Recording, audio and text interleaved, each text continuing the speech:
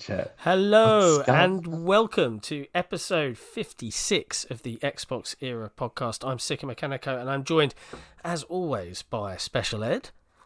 What's going on?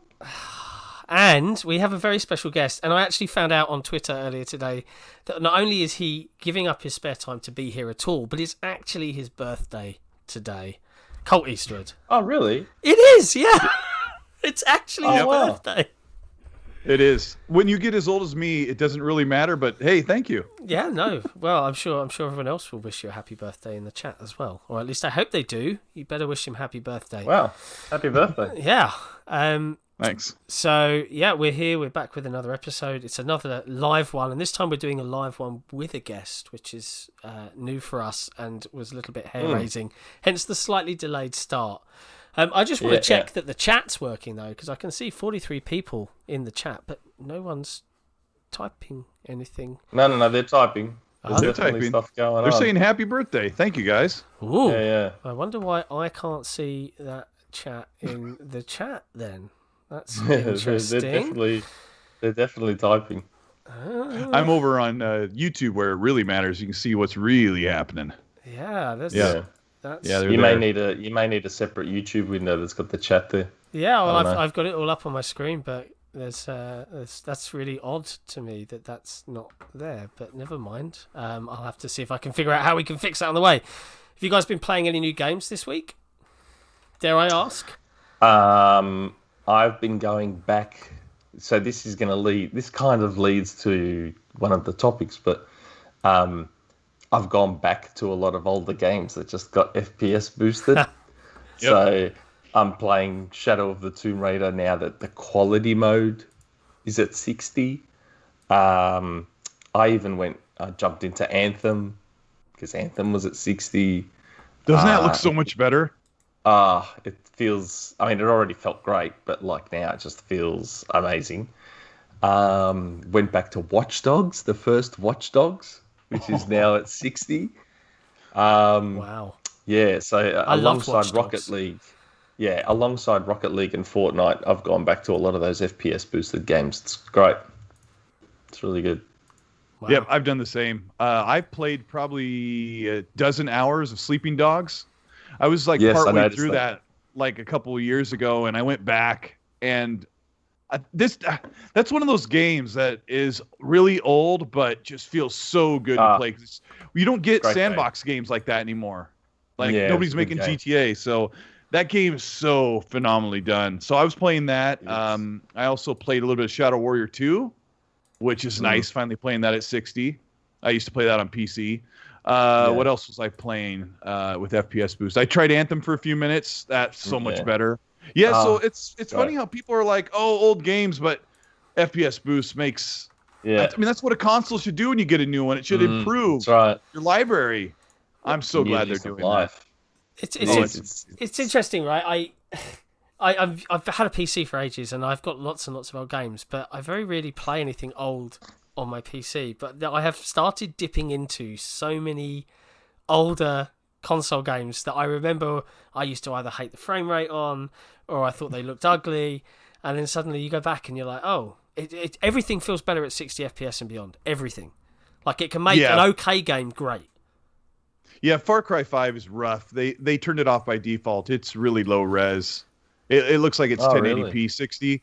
Yeah, like the first thing I did was walk out onto the road, and the centerline stripe was like lightning bolts. So why does the resolution take a hit with these? Is it all of them? I think it's not so much. It's not the hardware can't handle it. If you had a PC that was the equivalent of Series X, you'd be running that at a higher resolution. I think it's the limitations of the magic they're working behind the scenes. They can get it to fake into double the frame rate, but everything doesn't work like raw hardware. But it's still really cool. And where is Red Dead 2? And where's Assassin's Creed Odyssey? Like, where are those? Where's Dead Rising 3? Where's Forza Horizon 3? Where's... Yes! Well, I don't think you're going to see Forza Horizon 3 get some love. I just don't. Because it's isn't it delisted? So what? I just don't think they'll touch it. I think there'll be a licensing I don't think they will either, but it's... they should. Like they're preserving... They're all about preserving the games. Yeah. Yeah. Oh, blast the bass, by the way, in the super chat. Happy birthday, Colt. Play Titanfall 2. Wait, have you never played Titanfall 2, Colt? Oh, I mean, you probably mean get online and play against you and get shot? Maybe. No, I love that game. I was going to say, because it's one of the best campaigns. I'm not super good at the multiplayer. I got on there and got killed so many times. Compared to the first game, I got into 2 and I was like, oh my gosh, I'm getting destroyed. I actually feel that Titanfall 1 was the better multiplayer. It is the better multiplayer. Yep, am I wrong? That's how I feel. I know the diehards still play 2 because it's got more legs. Yeah. And it does more. But I love the first one. The multiplayer in Titanfall, or the multiplayer, the whole game is multiplayer, but like it is just like after it got FPS boosted, I installed it, I jumped back in, and I still, like even now, I still get into multiplayer matches quicker in Titanfall than I do in like Modern Warfare. In the first one? Wow. No. I get into multiplayer matches in Titanfall 1 quicker than I do Modern Warfare 2019. That's surprising.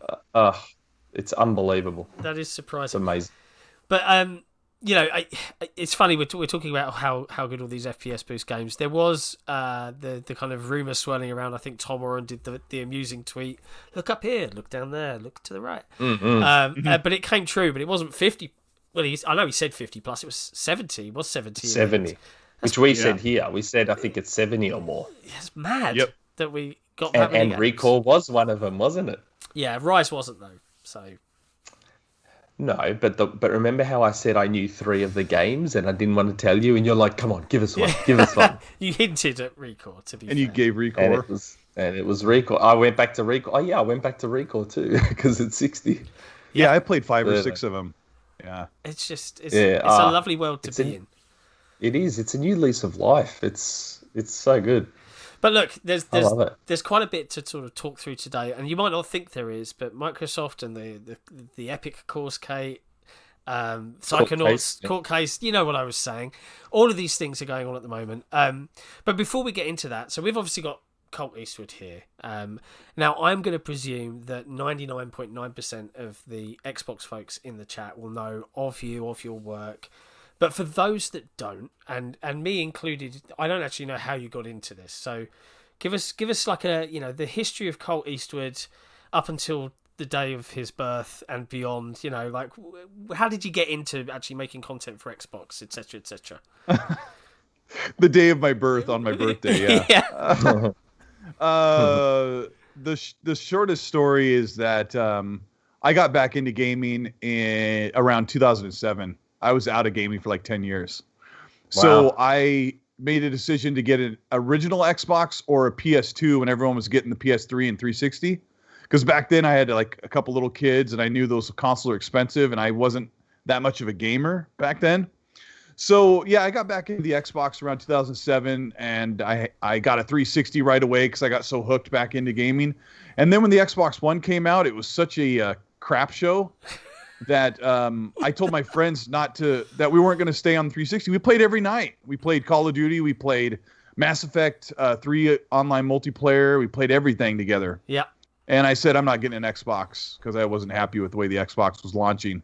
And then we talk about Titanfall 1 there, Nick. My friend went and bought an Xbox One, the Titanfall bundle, like that following spring. Yeah. And I had to have one. He's like, you got it. He goes, come over and try this. And the controller, like when you reload the magazine, you could feel it in the controller.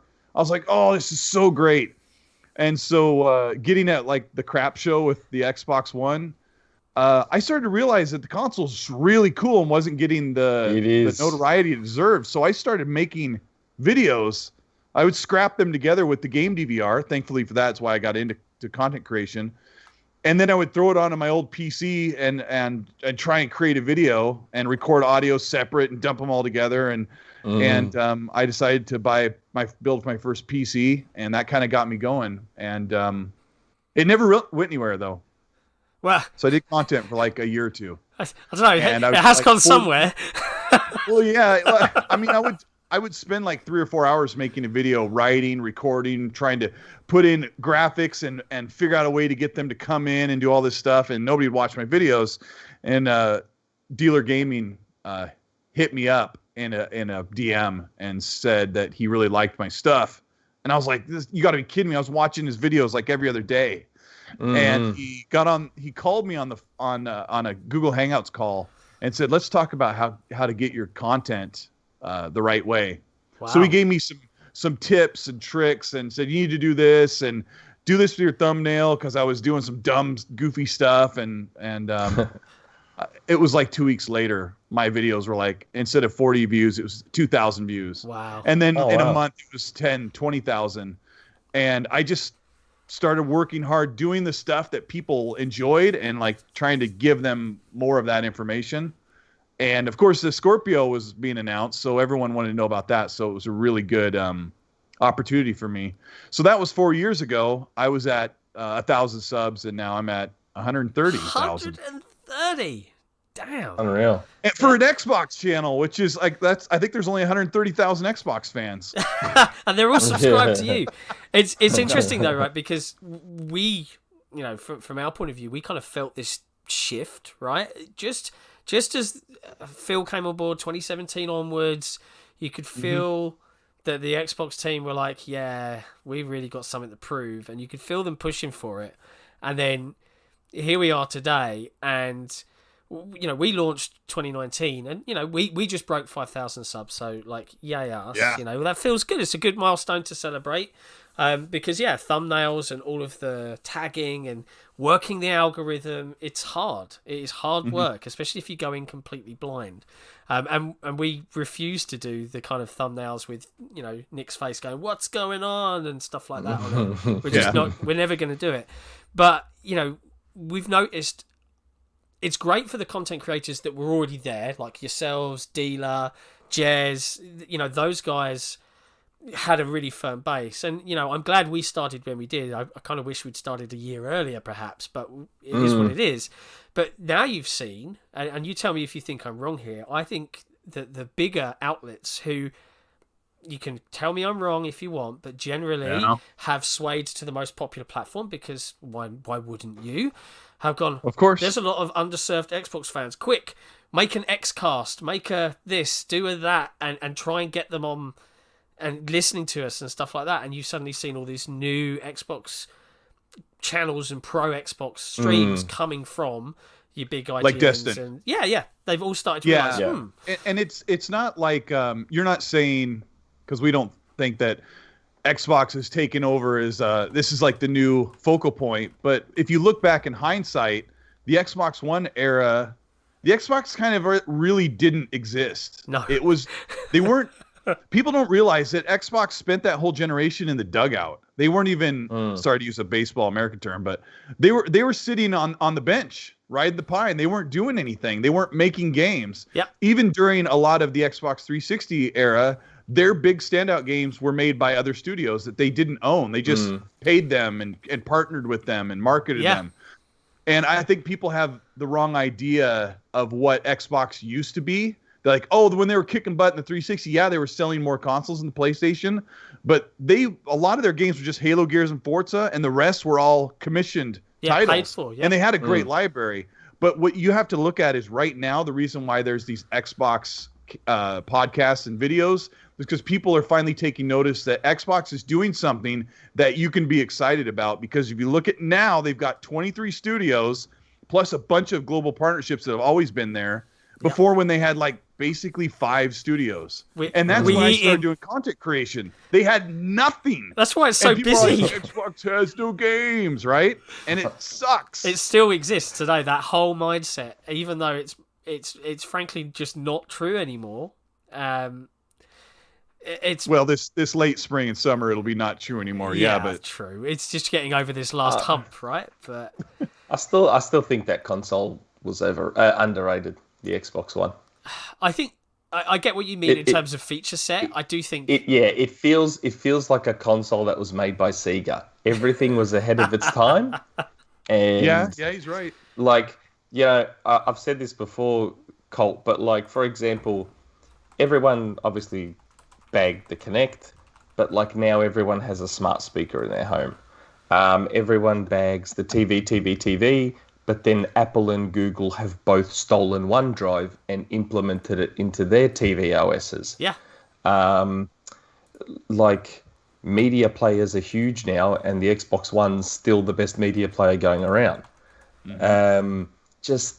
It was... People weren't ready for it. Yeah, and I made fun of I didn't want the Kinect, but that was the one thing I could say back then when people were really bagging on the Xbox One those first 2 years, is that I loved saying, record that, volume up, volume down. Yeah, I didn't launch games as much, but when you're playing Titanfall 1 and you have your hands on the controllers and you go Xbox volume down or Xbox volume up, that's like, you can't trade that. It's so funny as well. You look at Alexa and Google Home now. They're so prevalent. Smart speakers. Yep. And Kinect was there before they were there, and was poo-pooed. I mean, don't get me wrong. I am no way like Nick. I'm not standing for Kinect. I think it's a good thing it's gone. Don't get me wrong, people. But yeah, Dance Central was fire though. That was fun. Dance Central's amazing. Yeah. That's and good. I just, how good was Snap? I used Snap all the time. Mm-hmm. All the time.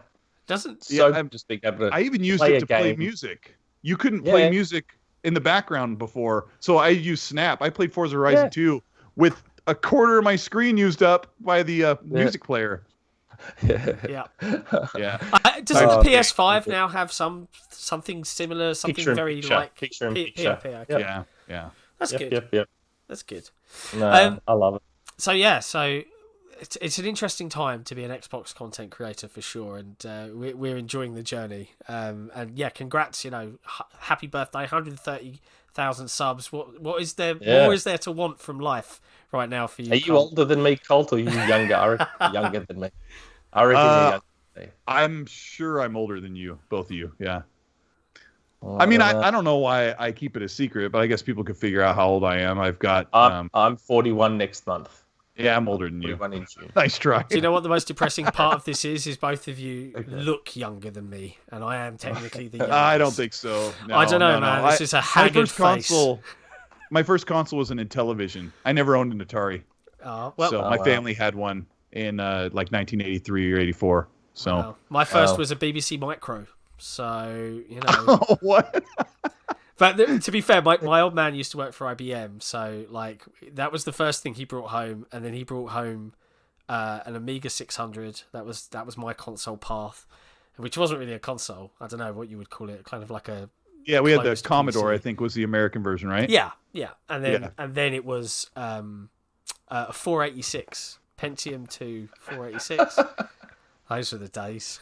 Lightning fast. You know what? It's funny. You look back, all those systems were incredible. I know. Incredible. Playing California games on a Commodore 64 was like amazing. I don't know. Those are good days. I do think it's diminishing returns now. Like Petran in the chat, he just reminded me of something. Xbox Turn Off was a great breakthrough in multiplayer games too. Read this out loud. Did you see that there was a YouTube video going around back in like 2013 or 14 where someone changed their name on Call of Duty to Xbox Off, and then they would stand in front of them and troll them, and they yell it in the mic and go and shut their. Oh, those so good. Pure gold. And then you'd hear them screaming, "No!" So good. Yeah, it's good stuff. It's good stuff. Oh, I loved it. What else happened in the news this week? Let me have a think. One of us, I say one of us, I was about to say one of us and speak in the third person. It was me. I spotted on the internet somewhere that the language for the Game Pass tiers had changed. And it was coming up, if you didn't have Gold or Game Pass or anything, and you went to say, what can I add to my account? It gave you the three options of Gold, Game Pass, and Game Pass Ultimate. But under Game Pass, it said, includes Xbox Live Gold, includes xCloud, PC streaming, and Android, and all of this.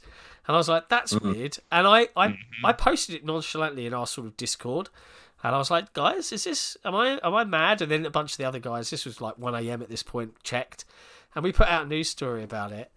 And then it kind of caused all this conversation, only for Microsoft to come back to me later on the next day and go, yeah, it was just an error, which is what we presumed it would be. Because, but who's in there copy and pasting extra bits of blurb into the live. Somebody working from home. Yeah. I have no idea why that happened. But I did find it amusing that it caused so much uproar because, again, there's been a lot of the rumour that, and we said it, Colt, I'm sure you've probably said it and probably still feel it's going to happen at some point. I know Jeff Grubb has, that at some point in the mid to near future, Xbox Live Gold, as it exists, this pass to online play, has kind of got to go away somewhere. It's a bit of a dinosaur, a bit of a relic. I don't know if you agree with that, Colt, what your take is. But yeah, my take is they should have done it 6 months ago. But the truth is they're probably going to do it in a couple of years or longer, which is really crappy. I mean, I don't have the luxury of looking at their financials, and I think they have to serve those first. But if you really believe that they are not making any money and they're investing a lot into Game Pass, like they're not turning a big profit, which I don't think they are. It's just like a console. It's a vehicle for customers, and they dump a bunch of money into it, and they either break even or they lose a little bit of money, but in the end, they're making money elsewhere. I think the same thing with Xbox Live Gold, that somebody like Phil Spencer wants to get rid of Xbox Live Gold as soon as he can, but I think they feel like that's going to be in a couple years or 2 or 3 years. But I really think they should have started the generation with, you don't have to pay to play online on this console. And it would have paid in dividends. But I don't have the luxury of having that crystal ball and making that kind of risk for them. But wouldn't it be great? It would have been a really powerful moment. And I still think the time when it does come might be an E3 drop of Xbox.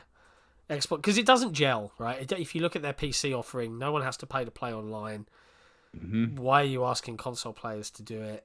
It just doesn't make sense with their whole gaming ethos, I guess. Yeah, I know. So it could be a cool E3 mic drop moment, I guess, at some point. But, let's be honest, the games with gold that you get, they're getting progressively worse and worse. Oh, yeah. And I think it's going to be a certain point where they're just going to be like, yeah, look, we're investing the money in Game Pass, it's got to go away. I wonder if they're waiting for a certain threshold to be hit in terms of Game Pass subs. So, once we've got 30 or 40 here, that's the moment where we go and kill it. Yeah, the crummy thing is if they're making something like $2 billion a year, that's like one, funnel of money that comes in from Xbox Live Gold memberships. That's always there every year. Like that's always in their revenue stream. It's really hard to just kink that hose off and say, look, we're gonna take that risk and bring more people in. I don't know. I just wish they would do it. I think it would. Yeah, no. Like you said, they need to. Yeah, it goes against everything. They're not offering you anything on console that you wouldn't get on PC as far as being on Xbox Live. So yeah, it's like just say it's gonna be free, and then just watch people pour over and play all of the biggest multiplats on an Xbox console. Yeah, they'll go and buy a Series S, or they'll go buy a 1S or whatever. They'll go buy a console because they want to play Fortnite there and not have to pay to be online.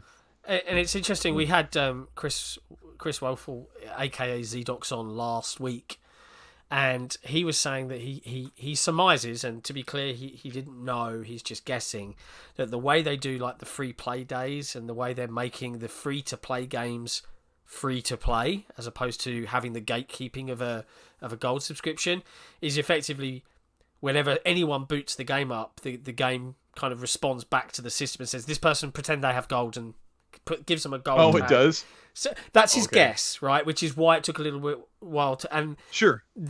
I guess that extends then to kind of my further thinking on it, which is, well, maybe that's why it might not be so easy, because it's kind of like a... we've seen a lot of evidence of, as an example, PlayStation, a lot of their name server stuff and changing gamer tags took a long time to come out because it was so deeply embedded in their code that it was a pain in the bum to fix. And I wonder if some of that extends to how gold works within the Xbox Live sort of back end, in that if you don't have a tag, do you tell every game that everybody is a gold subscriber to get around it and kind of cheat the system? Or are they trying to find a better way? I don't know. And it's just pure conjecture from me at this point. No, it's actually really good, because people say, why can't they just flip the switch? And there's security measures in place. everything that keeps purchases secure exactly. and keeps people from finding loopholes in and cracking the system. They can't just flip a switch. Like you said, they have to do a little trick behind the scenes. And PlayStation went through the same thing when they wanted to give people name changes. Yeah. They had to make sure that all of your save states and all this other stuff is continuous. And it took them almost a year to get that implemented. And even then, you're still seeing evidence of where it's not so easy. Like, oh man, I like to bring it up because it still amuses me to this day. Smart delivery and how the mockery that the Xbox team got for the smart delivery tag. And then it was a marketing buzzword. Yeah. It's just cross-buy, isn't it? But you could see that the engineers behind it. Yeah, trust me, you'll want to give this thing a name.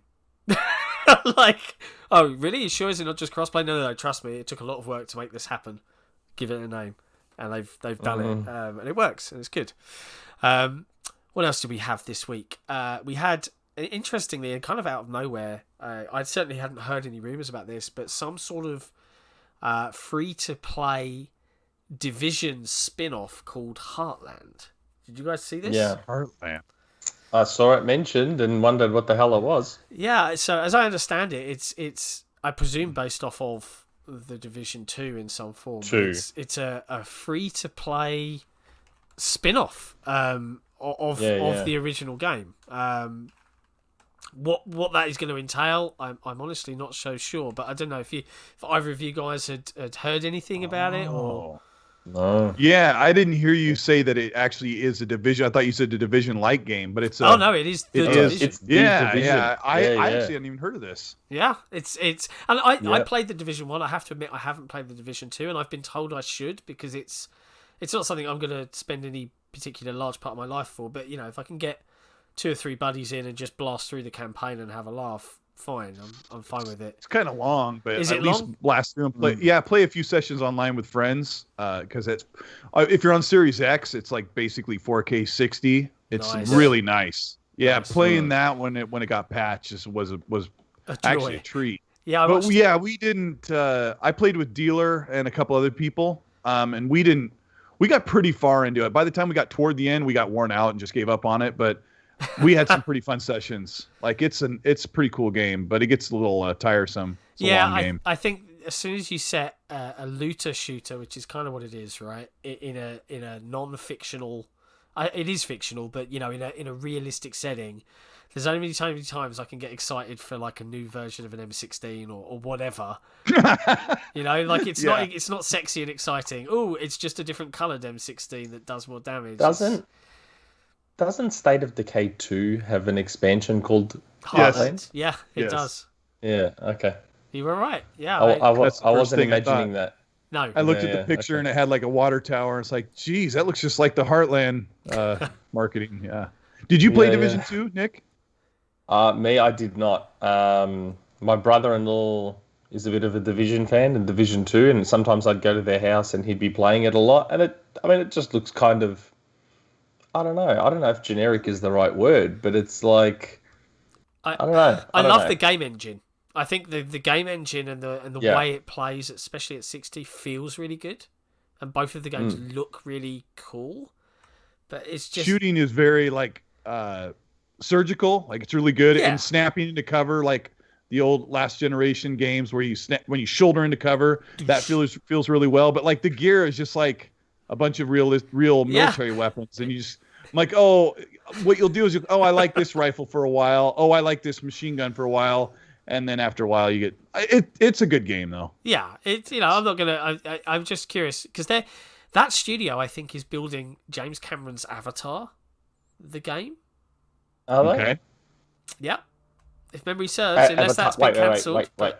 Avatar 2. Well, it's going to be. It's not Avatar 2 for the game. It will be a game set in the in Pandora in the Avatar. But there already was one. There was one. James Cameron's working on a trilogy. He's going to work on 3 games, all together, kind of like Peter Jackson did, I guess. I am a massive fan of that video game on the 360. Well, the Avatar game. Avatar 1. Yep, and I know probably nobody's played that game, but I never played it. You play as a Na'vi, or you can play as the military, and once you're done with the campaign as a Na'vi, you can switch over to the military, and you get if you're on the military, you get access to dune buggies and walking mechs, and if you're the Na'vi, you get access to flying creatures and stuff, and big bow and arrows, and it's a cool world. Like, yeah, it's real. It was really beautiful on the 360 back in the day, but it got like a 70 out of 100 on Metacritic. So it immediately faded. That's not that bad. It isn't that bad for a movie tie-in as well. I mean, it depends on your perspective. Like, if you're a modern gamer, then yes, 7 out of 10 is garbage.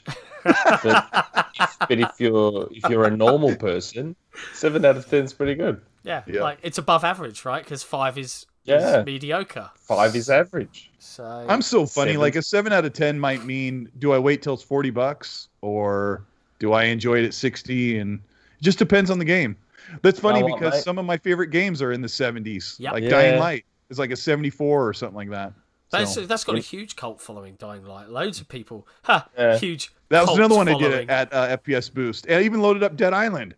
And that one actually looks I didn't mind decent. that either. See, I liked Dead Island until I realised it's another one of those games. And I get why, but you're going to make my weapons break on me all the time. See you later, Zelda Breath of the Wild, in the bin with you, yeah? Nothing. I just don't care. Screw that game. Stupid. I don't know. You know what? Reviews don't matter as much anymore because Game Pass exists. Yep. Accurate. Just try it out, man. Don't worry I about didn't care about the score for Outriders. I just played it like every night with Randall Thor until we beat it, and then we uninstalled it. Yeah, it's great. I have to comment on this. So Suki Brood has quite charmingly told me to go get some sleep. I'll be honest, I'm fairly low energy this evening. I'm doing my very best to be high energy. I'm really ill. I got really, really sick on Thursday, and then on Friday I was working, and I got to about 2 in the afternoon. I messaged my boss. I was like, I'm throwing in the towel. I'm going to go curl up in bed, and man flu, all of that jazz. And I still feel absolutely rough today. So, but I'm here because I'm dedicated. That's how it goes. What else? I'm here on Mother's Day. Wow. I'm not upstairs. That's super dedicated. Giving the missus breakfast. I'm not organized. Like I had to secretly organise the present last night, so I hid it in my daughter's room so that she could give it to her this morning. Sneaky. So we'll see how that goes later.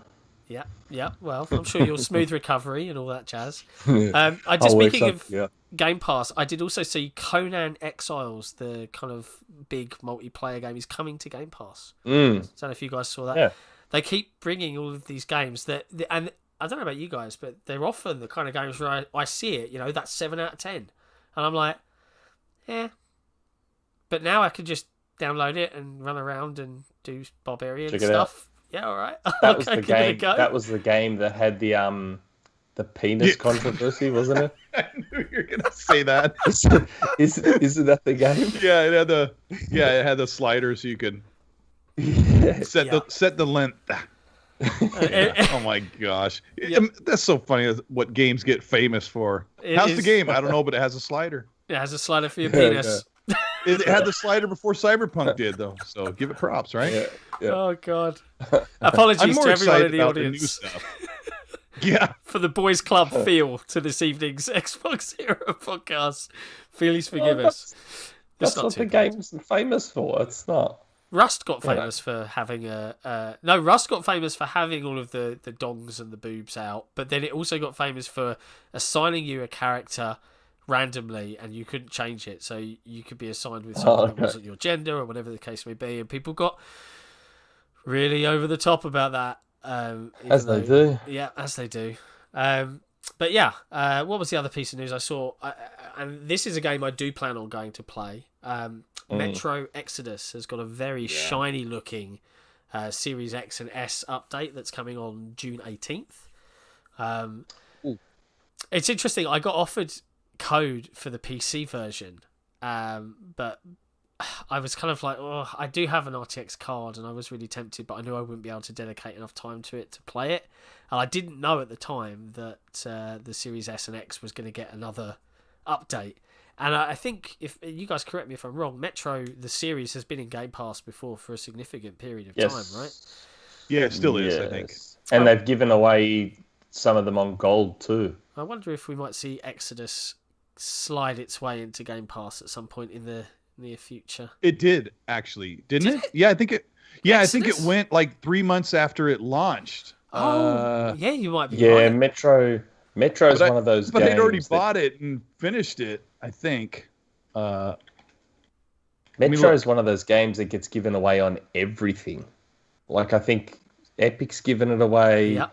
I reckon I got it for free on Steam, PlayStation, Xbox, yeah. Who bought 4A games? It was like, I think it was only in there for a few months, but I think it was the beginning of the year or spring of 2020. And the game came out holiday 2019, I think. Yeah. Yeah, it was one of those. That and Devil May Cry 5 were the first two big games that dropped into Game Pass not long after they launched. So okay. It's great when it happens but perhaps not for the people. And I think that is also spawning a new mentality of maybe I won't buy the game right now. Maybe I'll wait for this 7 out of 10 to see if it comes to Game Pass. And a great example for me is Maneater, the GTA style game where you're a shark. Yeah. I really want to play it. I refuse to buy it. I am waiting for it to come to Game Pass. PlayStation Plus came out on PlayStation Plus. I know. Yes, it did. So I'm hoping that maybe next month. That's Maneater month for me, and I can. I already played it. It's pretty good. Yeah, I did too. Lamp Trap in the chat. Go and buy some Lemsip from Tesco's flour, and also a copy of the Beano and some Lucozade. Oh, I could murder some Lucozade original. Lucozade. I don't know what any of that stuff means. Lucozade is like an energy drink. Yep. But it's like this. Yeah, because Australia has it as well. I remember having it as a kid. Lucozade. Yeah, Lucozade. I was never. I'm going to buy one tomorrow. I'm going to go out and find a Lucozade somewhere. I loved that stuff when I was younger. Just for reference, Colt, what Lamp Tramp actually said was, go and buy some paracetamol drink that's got a lemon flavour to make yourself feel better, and also buy a copy of a child's comic book magazine called The Beano, which has been around in Britain for many, many years, decades, and a fizzy energy drink to make myself feel better. That's what she's saying. Really cool. That's a good nice super chat. She's nice like that. Okay, the big one then of games that are coming soon that cropped up, Psychonauts 2. Psychonauts appeared in the store this week. And some people were like, ooh, and they preloaded it. And then Microsoft were like, no, and they turned it off. And then they were like, oh, okay, and they turned it back on again. And then they said, no, actually, we're going to turn it off. And they turned it off, and it's gone again. Some people grabbed it. Some people have got the preload, 27 or something gig. But it does seem to suggest, because I think Double Fine have posted a few new 4K screenshots. Yeah. Is it coming soon? E3 shadow drop, surely. You reckon? A shadow drop? Just like, boom, it's there. There you go. That would not surprise me. Well, think about it. If you've been able to actually pre-install the game, that would suggest the game is nearly finished, done and ready. Yeah, it might be waiting like a day one patch and all of that jazz. Yeah, but it's effectively done. E3 is a month away. Yeah, maybe. I don't know. It's interesting because Microsoft bought the publishing rights from Starbreeze for a couple of million or 25 million or something obscene. So it's an Xbox Game Studios game. So, I'm it's weird because as a content creator, I'm like, don't shadow drop it because I want to get code for it and create content for it. And review it before it comes out. So you've noticed that Xbox has been doing this. They shadow drop a game or they let you know in like 2 weeks when it's coming out. Like they just, I don't know why they don't feel like they should build up like anticipation and say, well, I guess I know why. Like developers don't want to give out release dates right now. It's such a messy ordeal from every angle. You've got the Cyberpunk angle, and then you've got the Cyberpunk and Halo Infinite angle, where you don't feel like you want to say a date because if things need further tooling, you need to be able to give yourself time without telling them we have to delay the game. Because no matter what people say, like a delayed game's a good game, they still get mad. Yep. And then you have everybody working from home, and so I don't think they can properly predict when they can deliver a game right now. Yeah. It's so crappy. And I feel from on both fronts. Like, I don't want them to feel cyberpunked as a developer, as well as us. And I don't know. I don't think they can realistically give a date right now. Now, PlayStation hasn't had that problem because their 3 biggest games they put out were in the works quite a long time. Much earlier. Yeah, much earlier. You got to bear in mind, again, this is rumor, this is conjecture, this is what was on the grapevine, considering the GitHub leak that a lot of people still don't like to talk about, reset era. But the PlayStation 5 was apparently meant to come out a lot earlier, which explains 2019 why the tools were a lot more mature and are a lot more mature. And I remember, and Ed, correct me if I'm wrong here, I remember a long time ago, one of the very early podcasts, that they had games that were ready and waiting for that system, and they just hadn't released. They just had them kind of just in that polish phase already, way before we even saw the console, which is great for them. But I agree with you, Colt, in that it feels to me that PlayStation as a company celebrate everything they put out, and maximize, I don't know, marketing hype, however you want to refer to it, regardless of the scale of the title. Most of the time, not all the time, and sometimes it's to their detriment, right? Where they'll overhype a title and then people expect the second coming and then realize it's just a different genre in a different skin. You know what I might be talking about. That's happened to PlayStation a couple times. Like, they marketed up Days Gone really well, and I like that game a lot. But when that got a 71, I think that really hurt PlayStation. Like, that hurt them. I don't think it hurt them as a brand, but I think they themselves were hurt. Like, that they wanted Ben to make their first great AAA game, and it didn't get an 80 something. Yeah. And then Death Stranding got a great score. I think it got like an 82, but kind of across the whole spectrum of gamers, it wasn't like their favorite game, and it didn't sell super well, so that kind of hurt PlayStation's ego a little bit. But most of the time, that does pay off. Like, Ratchet and Clank will probably be one of the highest rated Ratchet and Clank. It does look a lot of people don't know this, but the Ratchet series aggregates around 78 in average along all of their games. Yeah, they're not in the 80s or 90s, but people are expecting a 90 from Rift Apart. I think this might be their highest rated Ratchet, but I don't know where that sits. 85, 88? It probably will be. Do you think... Yeah, it looks incredible. It looks incredible, right? Looks incredible. But if the gameplay is the same, do you think that it will trend higher scores because it's an exclusive, it's on PlayStation? Well, the gameplay will be... for new games. Yeah, the gameplay will be mostly the same. It's got some new mechanics, like lassoing into a brand new world.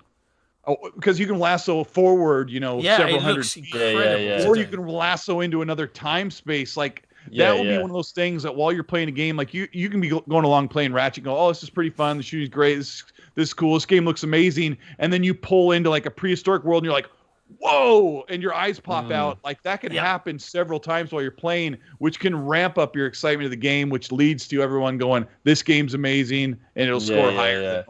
That's what I'm expecting from that. I mean, go on. There's a discussion to be had about that, because the Master Chief Collection was similar as, say, Returnal. So Returnal's in the mid to high 80s, and all I keep hearing about is how broken that game is, and everyone's consoles are crashing. And they've already they released a patch which then had to get pulled so that they could then put out a new patch, and everyone's complaining about the lack of saves in a roguelike, because I don't think people realised it was a roguelike until the reviews dropped. Yeah, and it's just I mean, Master Chief Collection was similar. Master Chief Collection is sitting in the 80s as well, and that game was literally 50% broken on launch. Like, half the game for like 6 months unplayable. It's funny, Master Chief Collection, right? So there's a small story behind this. Buckle up, folks. I'm going to tell you a little tale. I went to Eurogamers Expo in the UK back in like 2013, maybe 2014. Something. When did Master Chief Collection come out? 2014, 2015, something like that. Either way, I went to the EGX the year before it came out, and they were doing this sort of demo pod of getting people to come in and talk about their favourite Halo memories. Now, I happened to go in with 3 really close friends of mine. We used to jokingly, the Dream Team is what we used to call ourselves back in the Halo days. We'd play Halo 2 and 3 and 4 and 5 together. Well, not 5 at that point, and we went into the booth and we talked a little bit enthusiastically about how, we all actually met playing Halo 2 back in the day and did some voice stuff. Microsoft actually called me back and I ended up doing a couple of adverts for the Master Chief Collection, which you can find on YouTube if you really want to dig them out. I even do a grunt impression, but there you go. And then I got through all that. This is how I made a lot of the people that I know at Microsoft now. I got invited to go to the Master Chief Collection launch party in London, which was cool. Got to meet Phil. There was a Master Chief there, and they had all of the LAN pods set up. And I noticed then that every game that it finished, they had to reset something and I'm like, doesn't this launch tonight, boys and girls? Like, oh boy, isn't this out now? Like, what's going on? And it kind of just, it's a LAN environment, whatever. So they might be using dev builds. But I noted it then, and then obviously it came out, launch day, all of us went and we booked a week off, and we were going to go back to the old days. I. Nothing worked, and I was so angry because I'd blown a week's PTO to play through me too. 4 campaigns that I'd played to death. And it made me mad. I was super angry. And I felt a little bit, I don't know, not used, but I helped, in some small way, prop that game up and talk about how great it was. And then for it to flop like that, it made me personally grumpy. And I know there's been a lot of talk, and we will talk about it today, about 343 and Halo Infinite. And does it need to be not just a good game, but the best game since the best game ever, whatever the case may be. But I wanted to comment on a couple of things in the chat that I've seen going on. So 9 Lives was talking in there. 9 Lives 210. Why are people comparing Ratchet and Clank to Psychonauts 2? Now, I actually saw a thread on this on our forums talking about the discussion and comparison, and I was like, are you comparing them just because they are 2 cartoony-esque games that platformers have platform elements? Because they're of completely different scale and scope, right? There's 4 times as many developers at Insomniac working on that game than Double Fine, I just don't understand. Worries me about the reviews. The reviews are going to worry me about, I worry that Psychonauts is going to be super Lucky's tailed. So, I get what you mean. Yeah. I get what you mean. But my gut says Psychonauts was a really unique cult favourite platformer. That's the reason Psychonauts 2 was willed into existence. And I think the only place that you're going to see those horrible comparisons made is in the horror nightmare that is gaming Twitter. And that's it. Otherwise, go and enjoy both. They're going to be very different experiences completely. I'm expecting some reviewers to do it. Yeah, probably. Ugh. What else happened in the news? We'll get to Halo and that 343 developer who wished he'd never opened his mouth in a bit. Apple versus Epic. You guys been paying attention to the man? That is a circus that just keeps on providing entertainment, isn't it? I'm kind of stunned. I can't believe the amount of weird and wonderful information that's cropping out. I mean, I'm trying to think of some of the most eyebrow-raising moments. It is breaking that shroud of secrecy that the gaming industry works so hard to protect. It's breaking it and just busting it wide open, and just everything is spilling out. It's so good. It is so good. We've seen. Look, Colt says he's older than me, which also means that Colt is old enough to know what assholes Nintendo were in the 80s. And he would also, look, Sony's bad, don't get me wrong, but Nintendo in the 80s were next level, evil corporation. They were genuine pricks. Sony, I think, are worse only because if they were allowed to get away with what Nintendo would have, because back in the 80s, remember, there was no regulation, there was no watchdogs, there was nothing on the video game industry. No one cared. So Nintendo just ruled with an iron fist. If Sony could get away with that now, they'd be way worse. they'd be so much worse. And don't worry, Microsoft would have their underhanded little tactics as well if they knew they could get away with it. But oh man, some of the stuff like what's been your favorite bit that's come out? Favorite little tidbit? I mean, look, the crossplay thing shouldn't really be a surprise to anyone, should it? Like, yeah, I mean, it's not. Yeah, the whole we're blocking crossplay for the children and all that shit. Like, there was always something dodgy going on there.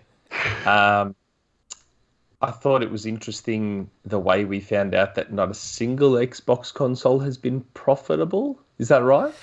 The console themselves, the hardware? Yes, in that they've said... I think she gave a very... Tom Warren followed up on this, so I'm not 100% clear.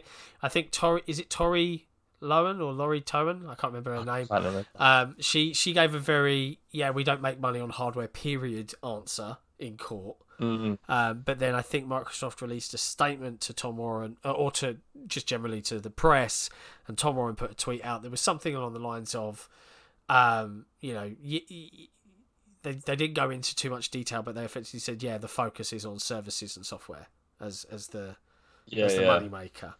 But I seem to recall way back when Xbox One was launched, that was not a loss from the get-go. Yeah, that's what I thought.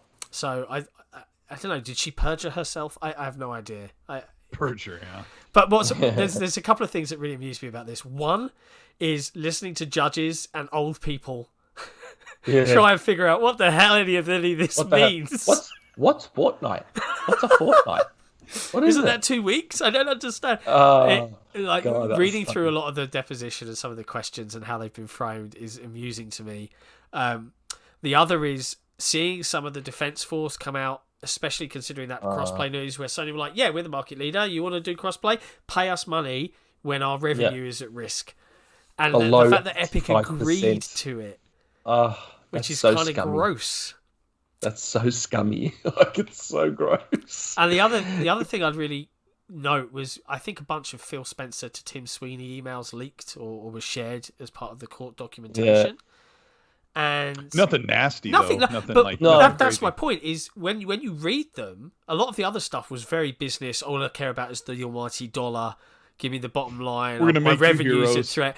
And the Phil emails were very like how he comes across in everything, we, the public, the gamers, see him as. Just, hey, I've actually been kind of busy, but I really want to work on this with you. Let me loop back. And it's just like, it was kind of like, he is a good guy. Even in emails, he's a fairly nice and upfront chap. He is.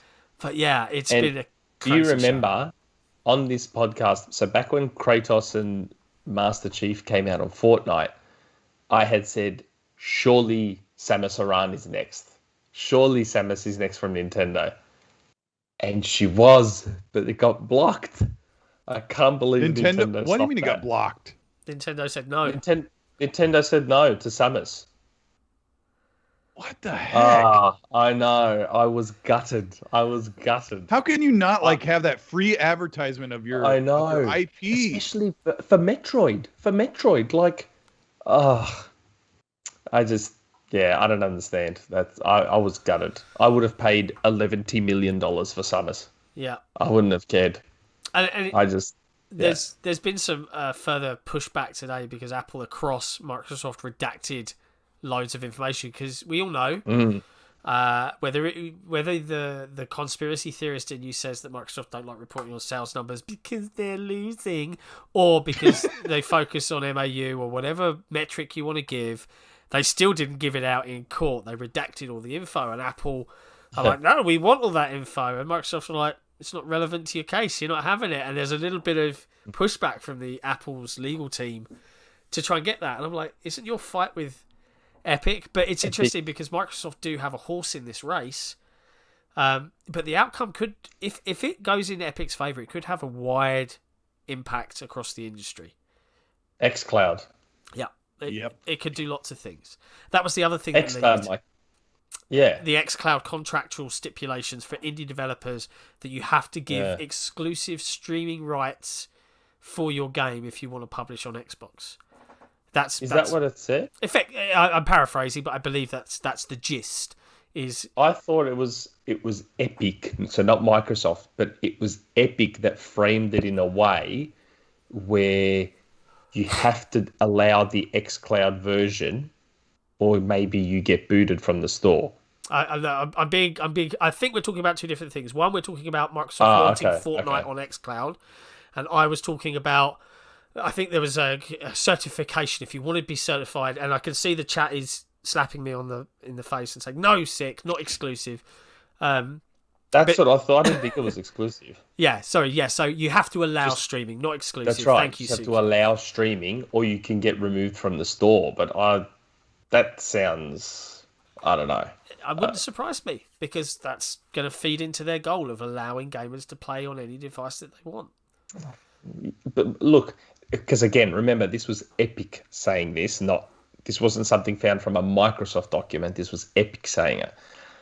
If that is true, if Microsoft is saying to indies no less, you must allow xCloud streaming or else we remove you from the store, that's pretty shitty.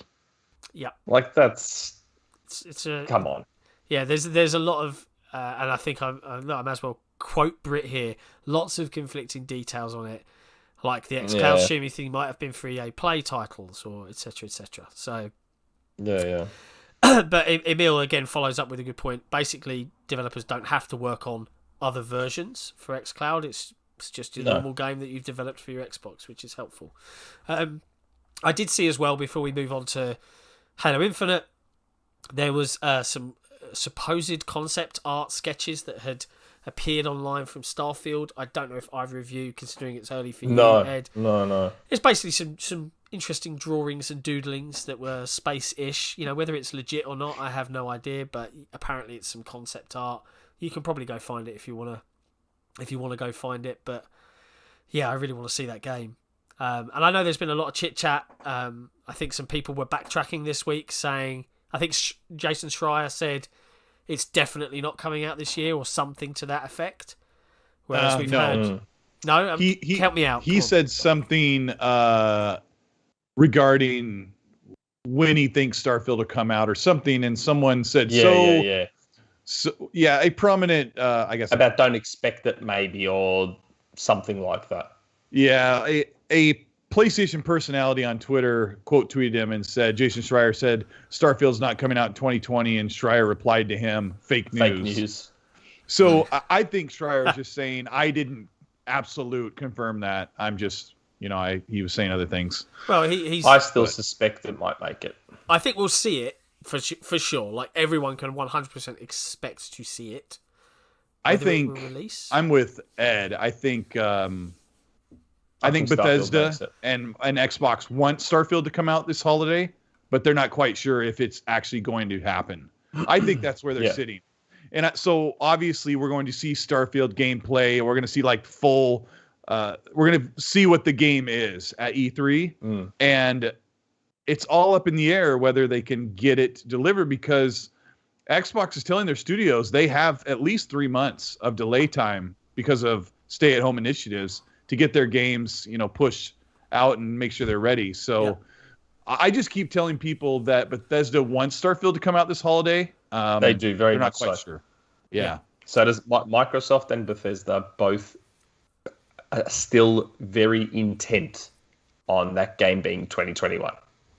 I asked if I could explain why I believe that, because I have some information that leads me to believe it's still 2021. I don't think I've been given the green light yet. Sorry, one thing I want to... Don Cabeza has said in the chat about that whole streaming thing, xCloud thing. It's not, Nick. It's zero work for the devs. It's just a tick box on a form. They're saying, let us stream your game for people who buy it. It's not shitty at all. It is shitty because I understand that it seems like, it's just a checkbox, let us stream your game. But I can understand why some devs might not want their game streamed if they believe it's going to impact the experience in a very bad way. So I understand that logic in terms of maybe the dev doesn't want their game experience that way, so they don't want to allow the xCloud streaming. it would seem shitty for Microsoft to then turn around and go, well, you know what, we're taking a game off the store. Yeah, that's in the contract. Yeah, that's a really good point. I do graphic design. Like, if you're a creator, you don't want somebody to experience your final product when it's not at its best. And if you're streaming a brand new game on xCloud and it's got artifacting or latency issues, or it's hanging up, and you want your best foot forward. And some developers may not want their games shown that way. So I can see them having that option to not have that game on stream. Yeah, that is a good point. That's all I'm saying. I'm just like, maybe it's a rhythm game that relies heavily on timing. Maybe it's a whatever. I don't know. I'm just saying that I can understand why they might not want it playable on xCloud. Yeah, that's all. Yeah. So, yeah. Final topic. Back to Starfield. Well, we got to go back to Starfield. Yeah.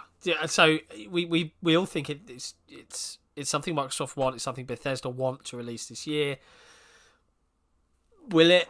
I guess we'll find out at E3, right? I'm staying in #Team 2021. Team 2021. Myself. I want to believe. I want to believe, because the trifecta of the supposed ready Forza Horizon 5 set in Latin America, in conjunction with Halo Infinite and Starfield, all and Flight Sim. Yeah, all in the next sort of 8 months. Flight Sim by like August too. We're thinking in August we'll see Flight Sim. And yeah, you're right. If you got Starfield, Forza Horizon in Mexico, and then Halo Infinite, holy smokes. Yeah. It's a hell of a lineup. Flight Sim, Psychonauts, Ascent, Gunk. Oh, the Ascent looks great. Yeah. They did a great Ascent does look good. Dev interview. In your chat, I don't remember who it was. I think it was Britt. Britt asked, do we think that the Ascent and there was another game, it might have been the Ascent and Gunk, are going to shadow drop? And I think those. Yeah. The Ascent's been teasing every day on Twitter. I think they're going to drop that game. They even tagged you. I think they're going to say it comes out this time, and you're going to be like, "That's in 3 weeks." I would not be surprised if that's what we hear. Yeah, they tagged you at one point, didn't they? The Ascent Twitter account. They tagged me. I think Colt Eastwood has the most body hair of all indents. Amazing. Yeah, that's a really cool account. They've been razzing Xbox fans that have been asking for the release date and supporting them. But I think what we're probably going to see is some of these games that Microsoft has partnershiped. They'll wait till they're going gold to announce their release date. Don't you think that's kind of what we're going to see? Maybe. Possibly. It'd be interesting. I mean, and this is why it's so weird. Is people think, everyone's getting immunised now. The lockdowns are being lifted across the globe. Not everywhere. Like India's in real dire straits at the moment. I think I've got I've got a lot of clients over in India in my RL job, and yeah, man, it's rough out there for them. But you think this is. People still think COVID's over, but it's really not. It's the downstream impact that it's had on all of these development teams. It is here. And yeah, that's why. Even if it was over, it doesn't erase the year and a half that people have been exactly right. Yeah. King 2002. King, Ascent, Bright Memory, Scorn. Yeah. No, be good. I think Bright Memory is 2022 though. I don't think that's this year. I'm sorry to screw up the timestamps, but. That's all right. Speaking of Gunk and stuff, something that came out of the whole Epic Apple thing, that Stalker 2 was only a 3-month exclusive. Oh, yeah. And Gunk, as we had suspected, is full-blown forever exclusive. And ever and ever. Yeah, forever and ever. Like, that is full 110% exclusive. And Gunk looks great. Yeah. Looks so good. Yeah, looking forward to that. Let's compare it to Returnal. You guys believe Stalker is just 3 months? Well, that's what that says. That's what the contract said. 3 months. Yeah. Do you know what someone else pointed out to me on the all these development sheets? There was a release schedule thing. It might have been the same document actually, Ed, but there was a link under there for Destiny 2 expansion pack. Xbox Game Studios, and it was Xbox Game Studios. I was like, yeah. Weird. Apparently, all the games that appeared on Game Pass came under Xbox Game Studios. Apparently, that's what that was. Yeah. No, it was show. not. It was not our article. No. Comes back to rear its ugly head. Oh God, I hope not. David M. Perpetuity. Yeah, that's a great name. A great word rather for the Gunk. But yeah, Stalker 2, 3 months. Interesting. I can't blame the devs though. It's weird. 3 months is weird. It feels so pointless, doesn't it? It feels like crappy money hat. But it's coming in Game Pass though. I asked this in the RDX podcast I was in, and nobody knew the answer. You guys might know. Do you remember how long Blair Witch was exclusive in 2019? I feel like that one was really short. Yes, but I don't know if anybody remembers. It was minimum 6 months. Minimum. It was 6 months. Okay, so 6 months is probably the shortest timed exclusive window we've ever seen, right? I've never seen a 3 month exclusive. Disco Elysium, I thought, was 3 months. I thought Disco Elysium on PlayStation is 3 months. It comes out in June now for Xbox. Disco Elysium. Is it? Yeah. Okay. Which makes sense. It came out in March for PlayStation. I can't remember. Are you reading that super chat? Yeah, Gaz in the chat says I'm here for Colt and Nick's incorrect predictions. What do you mean? Most of my predictions are correct. There's a little bit of sauce here. There's no sauce in this show, yeah? We're sauceless. Yeah. Lamb Tramp. Sik, this is to buy a black polo neck so you can look even more like Holly. I don't know who's Holly. Who's Holly? Holly who? You have to explain this one. Yeah. But I'm all for it. I'm all for Emil says August 2019 for Blair Witch, and then the PS4 version came out December, which is around 3 months. Wow, and look. So there it is. Oh, wow. Okay, so it was 3 months. Well, there you go. Yeah. 3 months, 3 days. Dio Game is doing like all of the math and not taking into account time zone changes and daylight savings. Good work. Yes, I see Suki Brood said the same thing 4 months after the Xbox If release. that game looks as nuts as we think it will, like that will be a pretty cool game to launch an Xbox first. Yeah. But 3 months to wait, if you mainly play on a PlayStation, 3 months is nothing. You play 3 games and then there you go. Yeah. Or if it's exclusive, you play it for about a week. No, I'm just kidding. I don't mean that really. All right.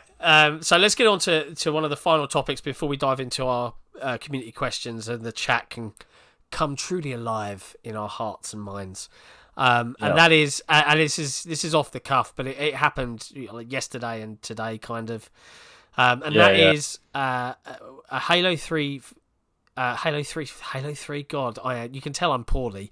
A Halo Infinite dev who used to work at 343. He hosts a watercolor YouTube enthusiast chat because he's an art guy on Billy, which is like a Chinese YouTube. Yeah, and he hosts a channel there, and he spoke about his personal experiences in his native tongue to his audience, and he talked about 343. And someone on Resetera translated a few sentences. And basically it culminated in this guy being under fire for confirming crunch, and Jason Schreier's writing an article on 343, which I'm sure he's really looking forward to releasing. Oh yes, very much so. And everything else, right? And then he comes out today, this dev, and he's like, everything I said was completely taken out of context. Like, if you're gonna quote me, press and note we did not do a news story on this piece because it was like, I'm not doing a news story on 2 lines. Every other gaming website out there, but they just went nuts on it, and this guy was being like dragged over the coals. And he's never going to get a job in the industry again because he's bad mouthing his employer. And he comes out today with a new video, and the new video is there was no forced crunch. I'm an artist. If I'm in the creative flow, and I've been looking after my kids here and there during the day because we all work from home now, and I decide to stay up till midnight, it's because I care about what I'm doing. It's not forced crunch. And often the development studio would give us a day off if we worked late to decompress. Yeah. Now, I don't know about you guys. I know that crunch is this huge hot topic in the industry, and I get all of the arguments, right? I'm going to try and frame this as candidly and as fairly as I can. I agree that telling your employees they have to start pulling 100-hour weeks and all that sort of crazy stuff is horrible, and it shouldn't happen, and it is a sign of bad management. But I would argue everyone here who works a job, there has been a time where you've had to work late to get something done because that's what you have to do to get it done. Now, I don't look at my employer and think, you forced me to crunch that out.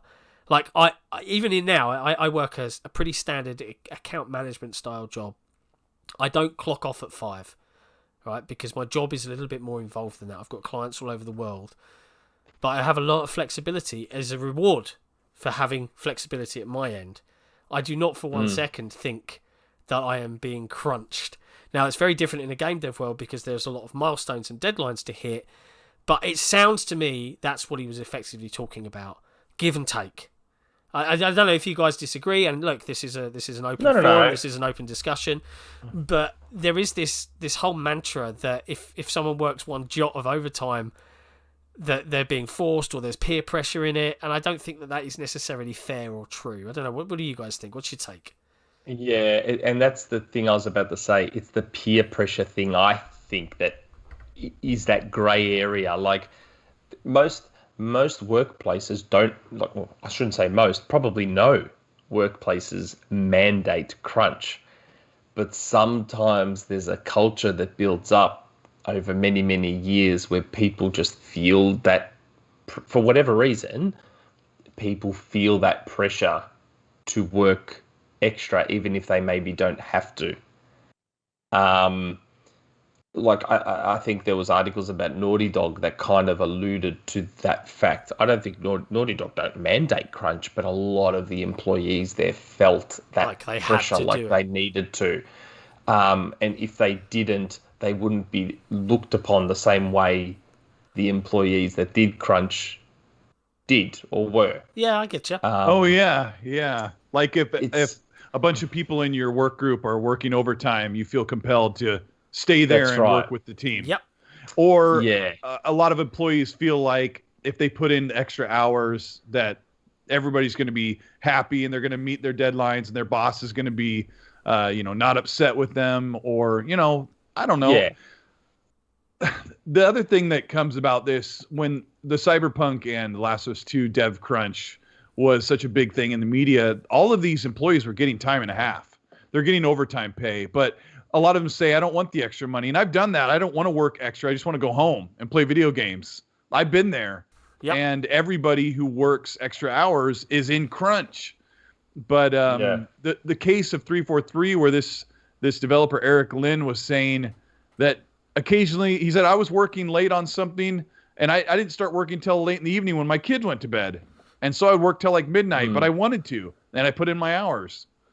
So the problem, the reason why we're talking about this is not so much The Last of Us 2. It had some controversy around it, but Halo Infinite and Cyberpunk both have, and it's pretty well known that those games are having problems coming to market because they've been delayed. Yeah. So when you hear about crunch, you're like, they're working to the bone and the game's still not ready. I demand answers. But we don't manage, and we're not investors for those companies, the publisher that's pushing that game out. And another thing you have to remember is it rolls downhill. The publisher is telling the managers and the executives of the developers that you need to get the game launched by fiscal quarter year 4 or whatever. Yep. And then they're going to the management, and management's like, hey, staff, you need to get your stuff in order, and we need to work extra hours because publishers are breathing down our neck. Yeah. And it rolls downhill. Yeah. And then you go home and you tell your wife it sucks. I'm working late again tonight. It's a crappy situation. And the other problem is people think it's just video games. Why do people have to suffer? Yeah, exactly right. Yeah, I completely agree with you. And it's interesting, right? Because there's a certain element. We talk about Last of Us 2 and we talk about Cyberpunk, right? Now, I don't know about you guys, but we talk about Cyberpunk and they crunched like mad. We all know that. That's well documented and reported on. And the end product was a failure.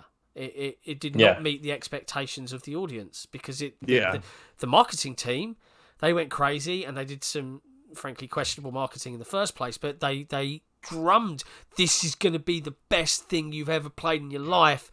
We're crunching to make that happen. Oh, we released and we shouldn't have. Failure.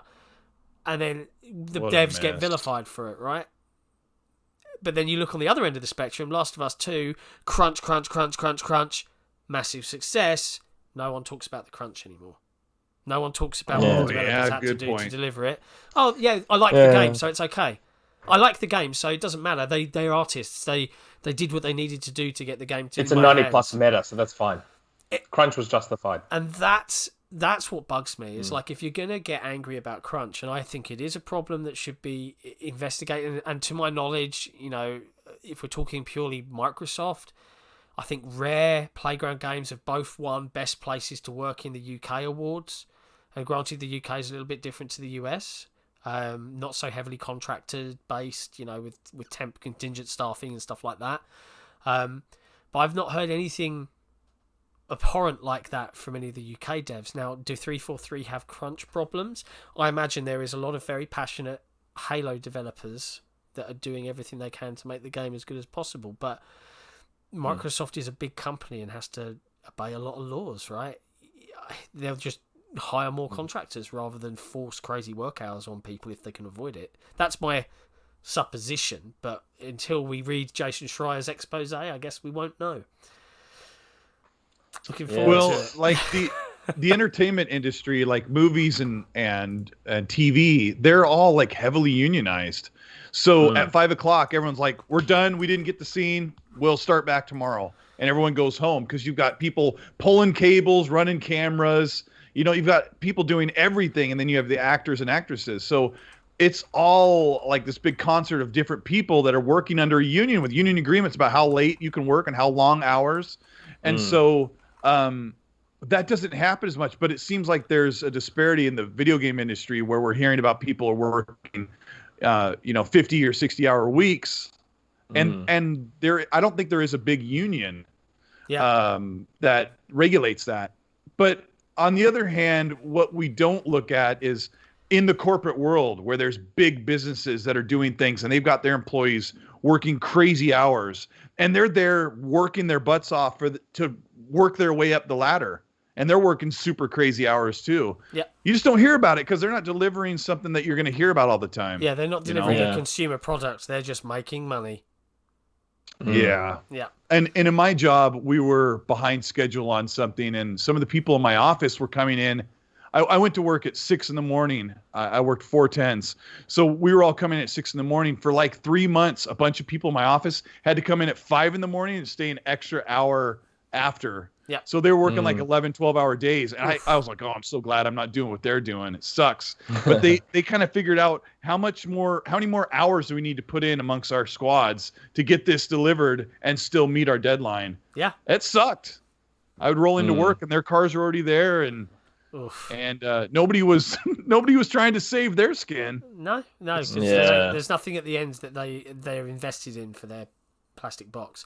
But either way, crunch is an interesting and a complicated topic because you're talking about balancing a money-making machine with an artist or a designer that loves what they do 99% of the time, I would imagine. That's what and that's that's like an immovable force and an unstoppable object or whatever it is. But there's just no way to measure, there's no way to measure or quantify peer pressure or that external pressure to work those extra hours. There's unless someone walked into one of these workplaces with like a body camera every day for 6 months and there was footage and you could pick up on phrases and you could pick up on stuff that's said to these people, then maybe we're talking.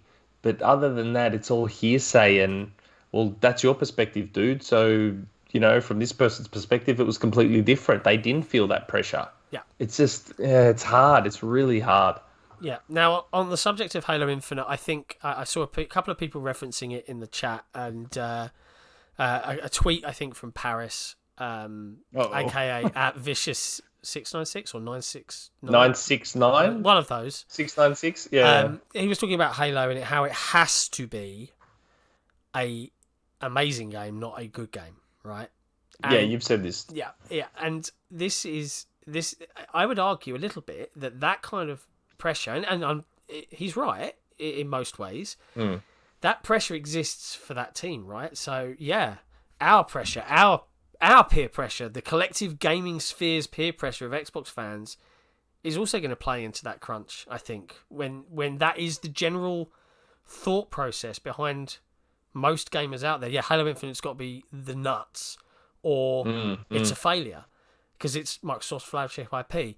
So I really feel for 343 in this scenario, and from personal experience, I put a couple of tweets out, right, where I've had the pleasure of working with 343 on a load of Halo 5 matchmaking projects, putting maps into matchmaking for Halo 5. I worked with them at the Halo MCC event. I worked with them at the Halo 5 launch event as well in London. Every single 343 dev I have met loves Halo. And I've met so many of them that the stories I often hear is, oh yeah, I was doing this and I fell in love with the game. And it's stories that reflect how you or I or anyone on this chat might have encountered Halo in the first instance. And their journey is fairly similar. The only difference is they loved it so much they pushed and got themselves into a role where they care about it. So again, that I can understand where that peer pressure and that threat of crunch comes in, because fundamentally they're all really passionate people that wanted to work on Halo and went and got a job at the place to allow them to do that, and they care about the project too. So it's a horrible situation for them, and having to cancel it and having to make a game under that kind of pressure, man, I don't know if I could handle it in that way. Just, you'd want to be able to say, and the sensible person in my head says, let them make the best game they can, and that's it. Do what they... That's why I think in situations like that, though, an employer like Microsoft, I'm just using them as an example, at some point you have to hope that the employer just basically outright bans overtime. To me, that's the only solution. If they outright ban overtime, then anything that people choose to do on their own, especially with working from home, how could you officially ban overtime? How could you mandate that? Or mandate it, yeah. That's right. But you know what, though? You know what? At least if it's there written somewhere that overtime's not allowed, if it ever comes out that they're still working overtime, the employer can say, well, listen, we did our best. We banned overtime. These people chose to do it anyway. That's not... because it's in really the end, hard, when you hear stories about crunch, who cops it? The employer cops it, not the employees, the employer.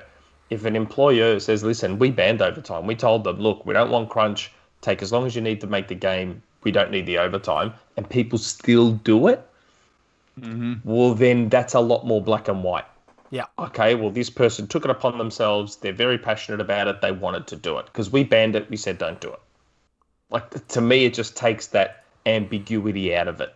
Yeah. It's still going to happen. You can't stop it because some people are genuinely passionate and want to just keep doing it. But at least if that's there in writing and you say, no, overtime's not allowed, well, at least it's something. Yeah. Okay. All right. Well, look, that's a very lengthy and it's a detailed debate. It's very serious face. It feels very serious face. So let's lighten the mood somewhat by thanking our wonderful patrons. If you're new to the chat and you're watching, XboxEra has a Patreon where you can support us directly. And we have quite a few of these lovely buggers. Now, what's interesting here is, Nick, I think we've been a bit unorganised this week. I don't think we've updated this. And I've got some bad news for you, mate. Some bad news. Big M iced coffee milk he's fallen off. Man. Yeah, I know. He's fallen Hold on.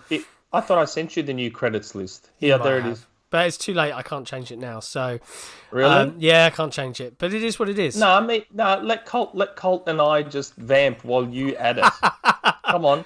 Okay, all right. Look, we can see it's a topic of discussion. We can see it on the chat. Colt and I will. Vamp's the right word, isn't it, Colt? Isn't that the word vamp where you? Yeah. I'll use that. Talk crap. Where you just talk crap and There you go. Waste time. There you go. You've wasted time. You've done your ad lib. He's doing it right now. Actually, you better get to work. Big thank you to the Scarecrow 121, Torn Raptor, Nottian, Shadowgasm, Blaster Base. See, Big M's on there on the latest one. He shouldn't be. Sorry, Big M, unless it's a mistake. Nadoria, Somnia, Dylan, Saint Irv, Daifuko, Gabquist, RRC 1594, VK Andrews, Sowing Shade, K, Not Jack, Keris, and Crazy Spass. You're all lovely, lovely people. We thank you for your support. And if you want to support XboxEra, head over to our Patreon. .com/XboxEra, funnily enough. And you can get all sorts of cool perks. You can just chuck a dollar in the tip jar and you can have ad-free forum browsing, or you can get stickers and t-shirts and all sorts of other fun things.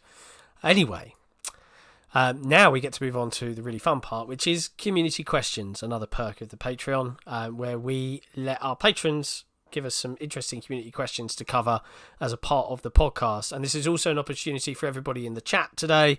If you want to ping us something, no offense, super chats are prioritized, but ping us some questions and we'll read them out and we'll cover them and we'll get to them. There's no RumourMill 9 lives. No, I just got a question. No RumourMill. There's nothing. 100 viewers disappear.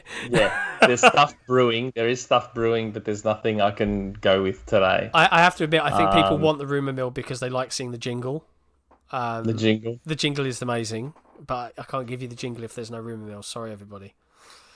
But anyway, Patreon questions. What do we got? So, Patreon questions. All right. Prove it. Hello, crew. I had a quick question about Xbox and potential release dates in 2021. Due to COVID, no release date is safe for this year, but there seemed to be some growing sentiment that fall 2021 was a likely time for Halo, Starfield, and Forza to release. There has been some wavering around this lately, and I'm wondering if you think these 3 games releasing this year is still pretty likely, or just something that is more of a best case scenario. Thanks. I still think all 3 are coming. I want to believe in Shpeshal Ed. So yeah, I'm with Ed on this. Yeah, I really do. Like we said, but both of us said this earlier that they want Starfield to come out. So it's really down to if something just doesn't work out. Yeah. Maybe if something's not ready. All right. I don't know. This is live, so this is going to be weird. But okay. Oh no. Hold on. Phone's out. I'm sending DMs. You're not gonna segue us into a RumourMill, are you? Are you sending me a DM? No. I'm DMing one of my sources. Speaking of DMs, Colt, I've heard some seriously questionable rumors about you and feet pics and Gaz. Like, do you have any comment about this? Because he talked about it a lot, and I have to admit, I got a little bit jealous for a second there. I'll send you a foot pic. No, Gaz and I talk about every day. Actually, I'm launching a podcast on Monday. Yeah, you are. And he's been doing a bunch of coaxing and a lot of technical and emotional support because I'm super nervous to do this because running a show it's not easy. I'm watching what you guys are doing. And especially I know people jump in live and we start talking about topics, right? But to see all this stuff behind the scenes, you got to crank this wheel over here. Yep. You got to connect those wires. It's terrifying. And you got to climb up to the top of that tower and adjust the antenna. And then you got a podcast going. So yep. No, but it's cool. I got my reply. Oh. What did you ask? Okay, here we go. Wait, if this is a RumourMill, I need to press the button. It's no, it's not. It's just not turn your phone mill. toward the camera. It's not. No, I can't do that. It's not RumourMill, and I don't know if my source is watching right now. I told them that I'm live. I'm live, and I'm asking you this question while we're live. So okay, I've been told I can say now why I believe Starfield is 2021, and I don't know if anyone's going to reference this in the Resetera thread, but that's going to be interesting. So the reason I have always believed that Starfield is 2021 is that, I keep looking at my phone because that's where the DM is, but the reason I believe Starfield is 2021 is because Microsoft have already purchased ad time for it for 2021. Interesting. So that is why I have always said I think it's 2021, because if you think logically about when they would have bought this ad time, it would have been during the pandemic. So if they're buying ad time for a game to come out in 2021 during the pandemic, they've already planned for the delay, then obviously they must be aware of something we're not in terms of how far along this game is. Yeah. That's my speculation. Why are you buying ad time if you're not quite confident that the game is coming. Now, again, it's not a guarantee of anything. Don't get me wrong. They had done marketing deals for Halo Infinite as well. But you notice all of the ads that they bought and made deals with, all the Pringles cans and energy drinks, they still went through because that's their schedule and it's got to keep going. And that's what I'm saying. I'm not saying this guarantees 2021. Please don't write articles or anything. Please, I'm just saying it doesn't guarantee 2021. Too late. I'm just saying that that's why I have stayed confident that it's 2021. Yep. That's all I'm saying. That's the reason why I have remained confident in 2021. Well, that's it. Now I'm even more confident in your confidence. But do they ever add the caveat to these articles or these forum posts on Reset Era? No. So you can go ahead and just keep saying your caveats. I've never actually been there. I've been on this planet for a long time, and I've actually never been to Reset Era. Do you know? So I'm missing out. You know what, dude? You're not missing out. It's okay. It's weird, right?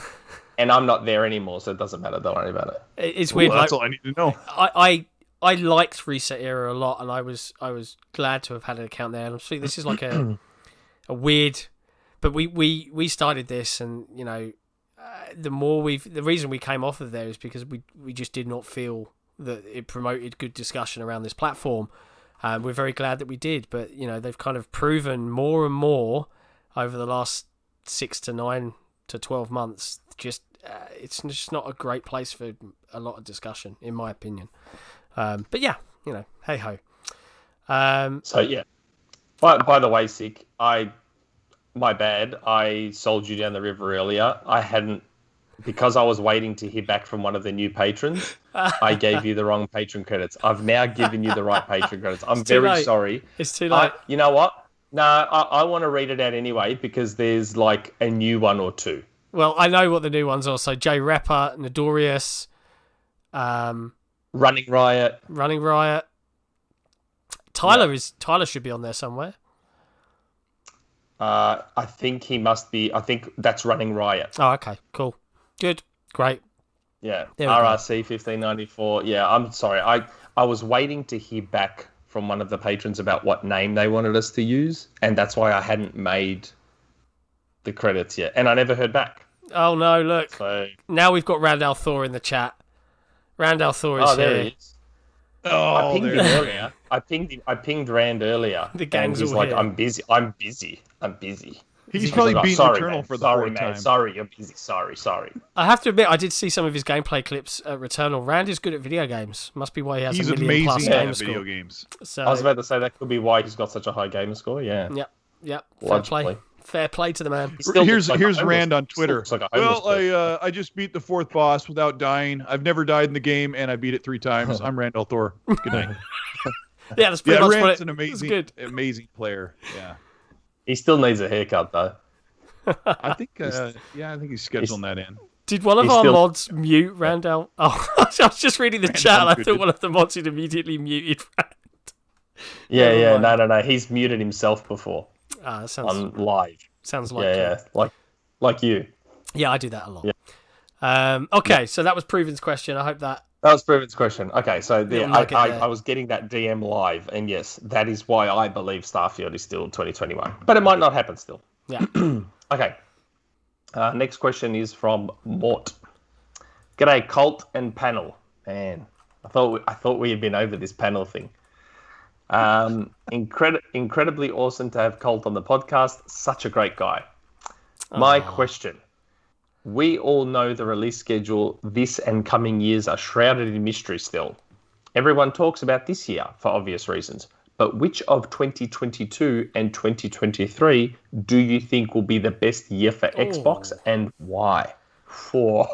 That's a good question. That's a meaty question. It's also hard because we don't know what's coming. Yeah, you can theorize though, right? In terms of how things were announced and when I think 2023. Yeah. Rand and I actually sat down and went through every Xbox game studio and global publishing deal that we knew about, and we came to a consensus of what year each game would probably release in. And it is somewhere toward the end of 22 and 23 when the biggest games for Xbox have all come out or are coming out. Yeah. So it all averages right around 23, but there's a bunch of stuff coming next year, obviously. So yeah, I think 23 is the big year, but 21's already really big. Like people don't realize it when you have the Ascent, Gunk. Yeah, you'll have E3 baby, Halo. Yeah, Halo, Starfield, Forza Horizon 5, Crossfire X campaign for Remedy might be there. Before the end of the year. Stalker 2, Flight Sim. Like, it's so. Whenever people say, "Where are the games? Where are the games, Colt? Where's the gameplay? Where's the release date?" It's like, what does it matter? Why should I answer you? You're gonna move the goalposts about where the gameplay is, how AAA it looks, how it compares to God of War or Forza Horizon or Horizon Forbidden West. Like there's always going to be something. So I can't answer a question. Where's the gameplay? What AAA is, or is it AA, AAA? There's a bunch of games coming out. Yeah, here's the secret. It's not about where's the games. That's not actually what they're asking. What they're asking is where are the third-person over-the-shoulder slow walk and talk games? That's what they're asking. Oh no. There are a bunch of first-person perspective games, like a little under half of the games they've shown are first-person perspective, and they're all shooters. Yeah. But there are not a lot of third-person over-the-shoulder. I need to guide this child through the apocalypse. Yeah. Like there aren't a lot of those games on Xbox, and they need to come out with 1 or 2 games like that. Because do you think Perfect Dark's going to do that? Because Perfect Dark's meant to be first person with parkour elements. Isn't it? I think that Perfect Dark is going to feel like a what was that movie that was gosh, I just had it right there at the top of my head. It's an American movie about the guys that went over in Afghanistan and they're like took down the Zero Dark 30. Zero Dark 30? Yep. Yeah. I think that's what Perfect Dark is going to feel like. It's going to feel like you're GoPro'd in and you're mantling over, getting into cover, and using tactical first-person combat. So it might be like Deus Ex or like a Ghost Recon game where it's first person until you bump into cover and then you see Joanna like in this is just me speculating. Yeah, but it's Perfect Dark Zero had that. Yeah, so it's going to have a mix of first person and then third person when you're in cover like Deus Ex and Perfect Dark. But it will have that really modernized like GoPro sway camera sway thing going on, like really dynamically moving. Like nothing you've ever seen before, actually. Most first-person shooters is like a gun going going like this on the camera, and then up.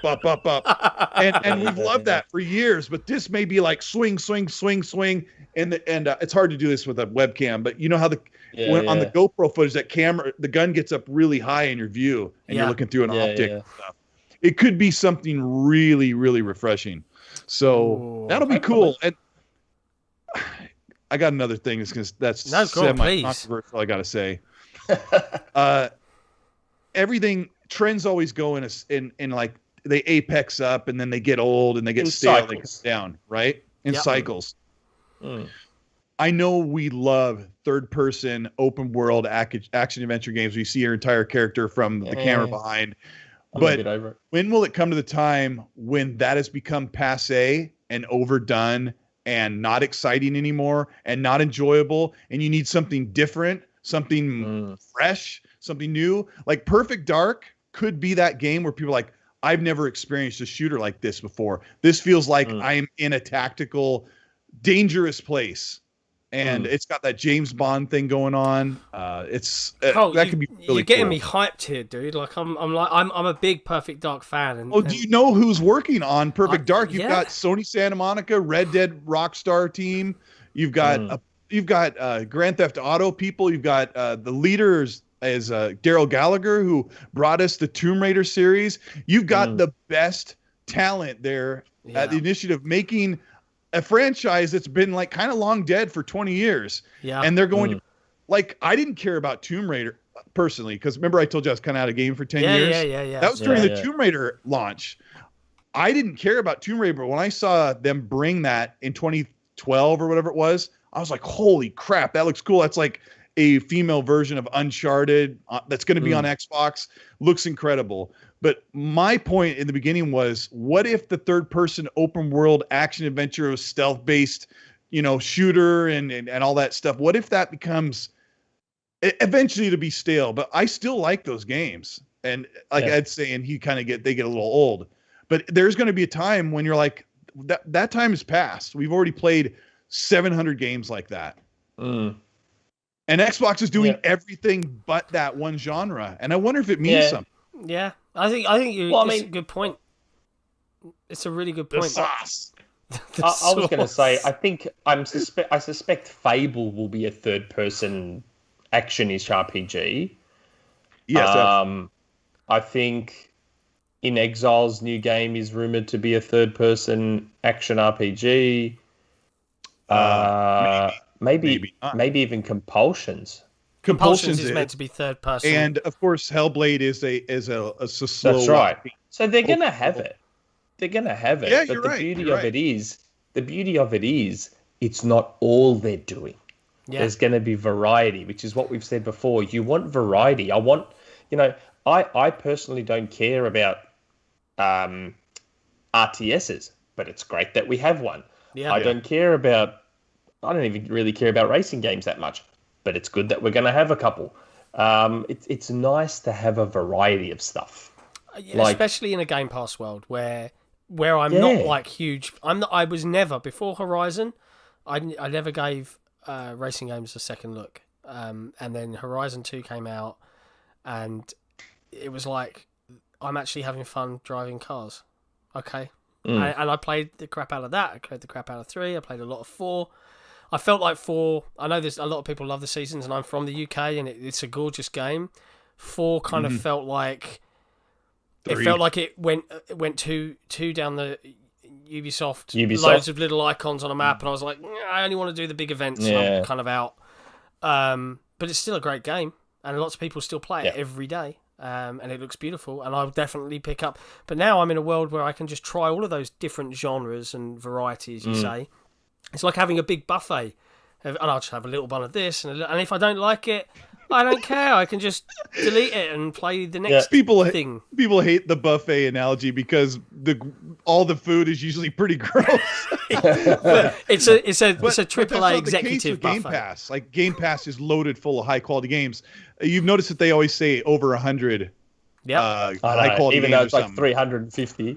Yeah, because they know that if anybody challenged that they could say, but 100 of these are like super top quality games that are highly rated. Well, and Open Critic has said as much. Well, that is the service with the best games. Yeah, we did an article where One Bad Mother from XboxEra, he did a really great piece. Is Game Pass on track to be the Netflix of games? And a lot of people said, using Netflix to compare. But what he does is he actually takes how Netflix started and grew and what their growth pattern was like and where the technologies came in and when they started doing original content and when they went to different countries and how that grew, that exponential growth. Where do those trends fit in a Game Pass world? And he pulled some specific stats that said, let's compare the average Metacritic for an Xbox One game versus what the average Metacritic total is for Game Pass games. And Game Pass trends well above your average Xbox One game in terms of quality. That's just one of those interesting metrics. If you haven't seen it, I do recommend going to check it out. It's a long essay. It's about 18 minutes long, but it's full of very interesting information presented very well from Pre-Drag and One Bad Mother. So worth a watch. Yeah. Awesome. But yeah. Cool. No, variety. Okay. Variety. We went on a bit of a tangent there. Yep. We're back. No, that's okay. A lot of that needed to be said. It did. Okay. Dio game. Greetings to the prodigious assortment of nice, elegant lads. Or panel for short. Wow. Sorry, say that again. I missed this. Like, you don't want people to call you panel? I missed this reference. Okay. I believe that calling us panel is rude. We have names, and we have feelings, and panel is very dismissive. What was the acronym? Again? Greetings to the prodigious assortment of nice, elegant lads. You are officially a panel. I love it. I love that so much. Thank you, Dio. At least it's a nice spin on panel. Yeah, I approve. My question pertains to a recent announcement that Ubisoft will be retitling all of their future games to Ubisoft Originals, i.e. Rainbow Six Parasite, a Ubisoft original, Far Cry 6, a Ubisoft original, etc. This is yet another example of the industry refining their image to an extent. You talked in an earlier episode, as I recall, about the white text on a black background Sony used during E3 and how Xbox Game Studios started using it last year's summer show. What are some other ways you think Xbox can refine their image, and do you think they should? As an aside, I'm 22. Oh my God. So young. And growing up, Xbox was the cool console and PlayStation was the mature console. And I wonder if we will see these brands change more over time. That's super interesting. I think the quote he's referring to is something I said where in 2018, when they did the first Halo Infinite engine demo, it came up with, traditional Sony style, but Microsoft Studios presents. And then did the music and the slow fade. And when Sony do that, you're getting a Sony game. And it dealt with a certain amount of pomp and circumstance. And we're art house. And this is our stuff. And I said Microsoft should do more of that, frankly, because it does tickle people in the right way. You want to know how I think Microsoft should do it? Please, go on. And I think they have done it for a trailer, but not for a game specifically. Because if all they do is say Microsoft Studios presents, then it's, you're just copying Sony. Yeah. The way Microsoft should do it is just have that Xbox logo from the Series X, like it's being turned on. It just fades in and then fades back out. And that's it. And then the trailer. Kind of like they did that sort of with the Hellblade reveal, and it was really, really nice. Yeah. And it even works. It even works as an audio ad because you can just have the little startup sound. Yeah. And that's it.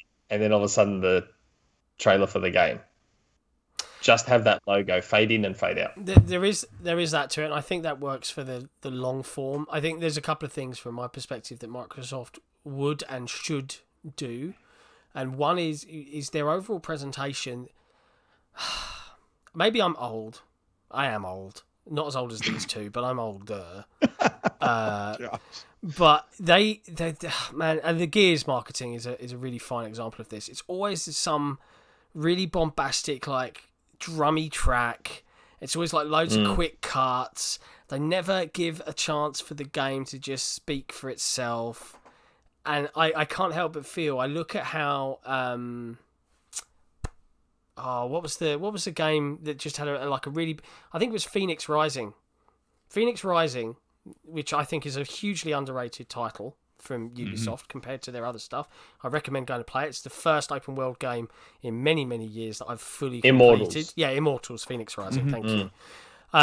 They did a full deep dive presentation bit, and I get that that's not always suitable for like an E3 stage, right? I know that has to be slightly more curated, but I think for every game that they show in a very professional, Xbox Game Studios presents, or the big logo comes up and disappears, however they do it, they do their bombastic bit, but then they can say, head here and watch a full breakdown, and actually take your audience through 20 minutes of unedited talking about how the systems work, and show the actual game. Don't just rely on the marketing to throw a load of noise at us and hope that it lands, because some of it just feels, frankly, really it just doesn't gel for me. And I don't know, speaking about the rest, but I know there was a lot of criticism for Gears 5's marketing as being almost non-existent until the last hour. What marketing? Exactly, right? So they only did it once. They only let the game speak for itself once. Yeah. It's the only time I ever saw them just let the game play go continuously and then close it out.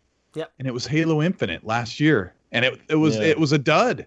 Well, not for me. Like, I watched it the one time and then I jumped on an interview with Xbox afterward. So I was like, wow, this is great. They showed gameplay. The gameplay looked fun. It almost had a Doom vibe, the way it was quick and looked really fun. And then while I was doing the interview, I was with Major Nelson. Everyone was picking apart the trailer, watching over and over, and watching all the pop in and the lack of textures and how the game didn't have the normal 343 polish that 4 and 5 had.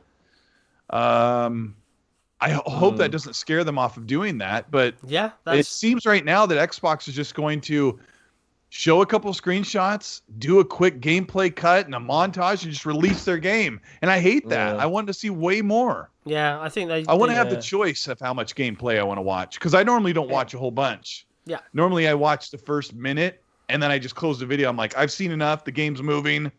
I already know I'm going to like it from what I saw, and I've done that to hundreds of games, and I'm just fine. And the funny thing is, there's a weird irony to it that it was kind of Microsoft, or maybe you could argue Epic, but probably Microsoft, that were kind of the first to do that non-traditional gaming ad or a prestigious gaming ad with Mad World and Gears of War. Yeah. Oh, yeah. Where is that marketing team now? Yeah, like that. I still say that is the greatest video game trailer ever made. Yeah, like really nothing comes close to Mad World. And slight tangent, Gears of War should become a survival horror game, by the way, which is what the Mad World trailer was alluding to. Yes. If Gears wants to be relevant I'm again... really hoping there's no Gears fans in the chat because they'll take us. No. You remember there was 35 seconds of Gears 5 gameplay that we had for like an entire year. I remember because I used it in like 17 videos. That's all I had. It was quick cuts of Kate like coming down the rope, shooting, getting into cover, stabbing one of the leeches, walking into the kitchen, and something else, and that was it. It went by like that. Yeah. And then they did like a montage, but then they had that. I don't remember what it's called, but they had the Kate where she was having like her hallucinations. Yeah. Very cool, like cool marketing. But it didn't show any of the game. Just her face the whole time. But it was still cool, and I thought, oh, okay, Coalition's got something here. Yeah. And they didn't do the service, so there were some nice story beats in Gears 5. There were. That were pretty poignant for Kate and Dell, and it didn't get that due. So no, it's weird how they did that. Lamp Tramp in the super chat. Happy birthday for 5 hours for Blaster Base. It's Blaster Base's birthday in a few hours' time, so yeah, we're getting an early happy birthday there. Good for him. But yeah, no, you're right. The marketing for Gears 5 was basically not there. It was very, very weird. And on that subject, King2002 in the chat, he says, I love Aaron Greenberg, but I think the Xbox team lacks in marketing and presentation with their games and shows. Should take notes from everybody's favourite secret squirrel, Clobril. Mm-hmm. Yeah. Clob does a really, really amazing job. And it's funny, I actually saw, I won't name the person, but someone from the gaming media note that a lot of Xbox fans seem to do a lot of these kind of marketing images. Yeah, I know, for them. For Microsoft. and you know what? It rings true. Klopp does do that, and he does a fantastic job. It's got to be said. He makes some really cool images. But it also lends true that lots of Xbox fans do that kind of thing. I think the Xbox News Twitter account does a lot of stuff like that to hype everybody up. And you've got to wonder, the reason for that is probably because Microsoft aren't doing enough of it themselves, right? Like that stands to reason to me that's why these people have sort of picked up the mantle, and it's like it's really frustrating when you say that. It makes me realize that Xbox isn't pushing their product, and the Xbox fans are excited about what's coming, but they don't have anything to turn around and show the hater or the doubter or whatever, right? Yeah. So if you're super passionate about gaming, you're on social media talking about it throughout the day. And when someone says Xbox ain't got no games, you go and you build a like an infographic, and you're like, here it is, because Xbox isn't doing it. You remember the PlayStation trailer from like a year and a half ago that was like only on PlayStation? It showed Ghost of Tsushima, The Last of Us, Spider-Man, Days Gone, and it was all this emotional stuff, and then these cool shots, and it's like only on PlayStation. And it's like, man, why doesn't Xbox have something like that? Wasn't that trailer fan-made as well, though? I'm sure there's a fan-made one that's like every several links. Every shot went I know the one you mean. Amazing production. Made by some fan. He was on Resetera, I think. So yes. Who's the user? Much. Yes, I think is their name. Mooch. Jeez. Something Mooch, like that. Much, something. I don't know. But yeah, it was a really incredible Don Cabeza. This is a bribe to give Nick. Boo, survival horror. Shut up. Now, Dio Game is in the chat. Dio Game, did we answer your question? Can you tell us if we actually answered your question? I don't think we did. We went off on a massive tangent. We did. We said 2023 is probably going to be the moment. No. Hold on. Who am I thinking of? No. Dio Game is the one that was talking about the marketing and the. Oh, okay. He was then. Like the question we were just talking about. See, that's how off tangent we got. You don't even know what the hell question we're answering. So okay. Dio Game, yes, you did. Okay, good. Dio Game has said yes, you did. Now, next question, because we did answer the question. Yeah. Running Riot. What's up, Colt and XboxEra crew? Do you think that COVID has given Xbox opportunities for Game Pass that they might not have gotten otherwise? COVID has delayed pretty much every game out there. Do you think Xbox is using a big check to be on Game Pass to help offset increased development costs, making it easier to convince devs to join the service? Well, I mean, yeah, we've kind of talked about this. Like they're filling the gap. So because the first party specifically hasn't hit that rhythm yet and haven't been able to pump out games, they're bridging that gap with third-party deals like Outriders, 100%. MLB, and other ones I can't mention yet. But yes, there are others. Yeah. There are others coming. Yeah. I wish there was a more exciting answer we could give to that, but it is pretty much yes. Yeah. Yeah. Okay. Next. Well, it's not technically the last question. Okay. And it's usually what have we done? Saved the best till last? Oh my goodness. Now, Colt, to give you some prep here, you've seen Lamp Tramp in the chat. She also goes by the name of Keris, who's one of our patrons. She asks the best questions. So brace yourself, strap in. This is the last one. It's going to be a ride. What is he putting on? This is just, we have to be in the mood to read a Keris question. So you just got to embrace it. Okay. I got my vape out, got my robe. Okay. Go on. Oh my gosh. Okay. Good evening, gentlemen. It occurs to me that my questions may not be sufficiently gamey, and people may then claim that I am not fully invested in this ridiculous kid's toy of a hobby. Up with such falsehoods I shall not put. It's very almost Yoda-like in its phrasing there. So I played Control this week for the first time, partially to bide my time till Mass Effect Remastered, but mostly as Jesse has an amazing jacket as one of the unlocks, and I wanted to have it even if by proxy. I managed quite well for a few hours until I found myself getting frustrated and overwhelmed by the enemies and dying. Someone pointed out the accessibility options, and I decided to tweak some settings to help me. I am so glad they were there. Otherwise, I would never have finished the game. I adored Jesse, the story, the Remedy lynchness of the whole thing, the homage to SCP, the ashtray maze. Oh my god, that was just such an excellent part of the game.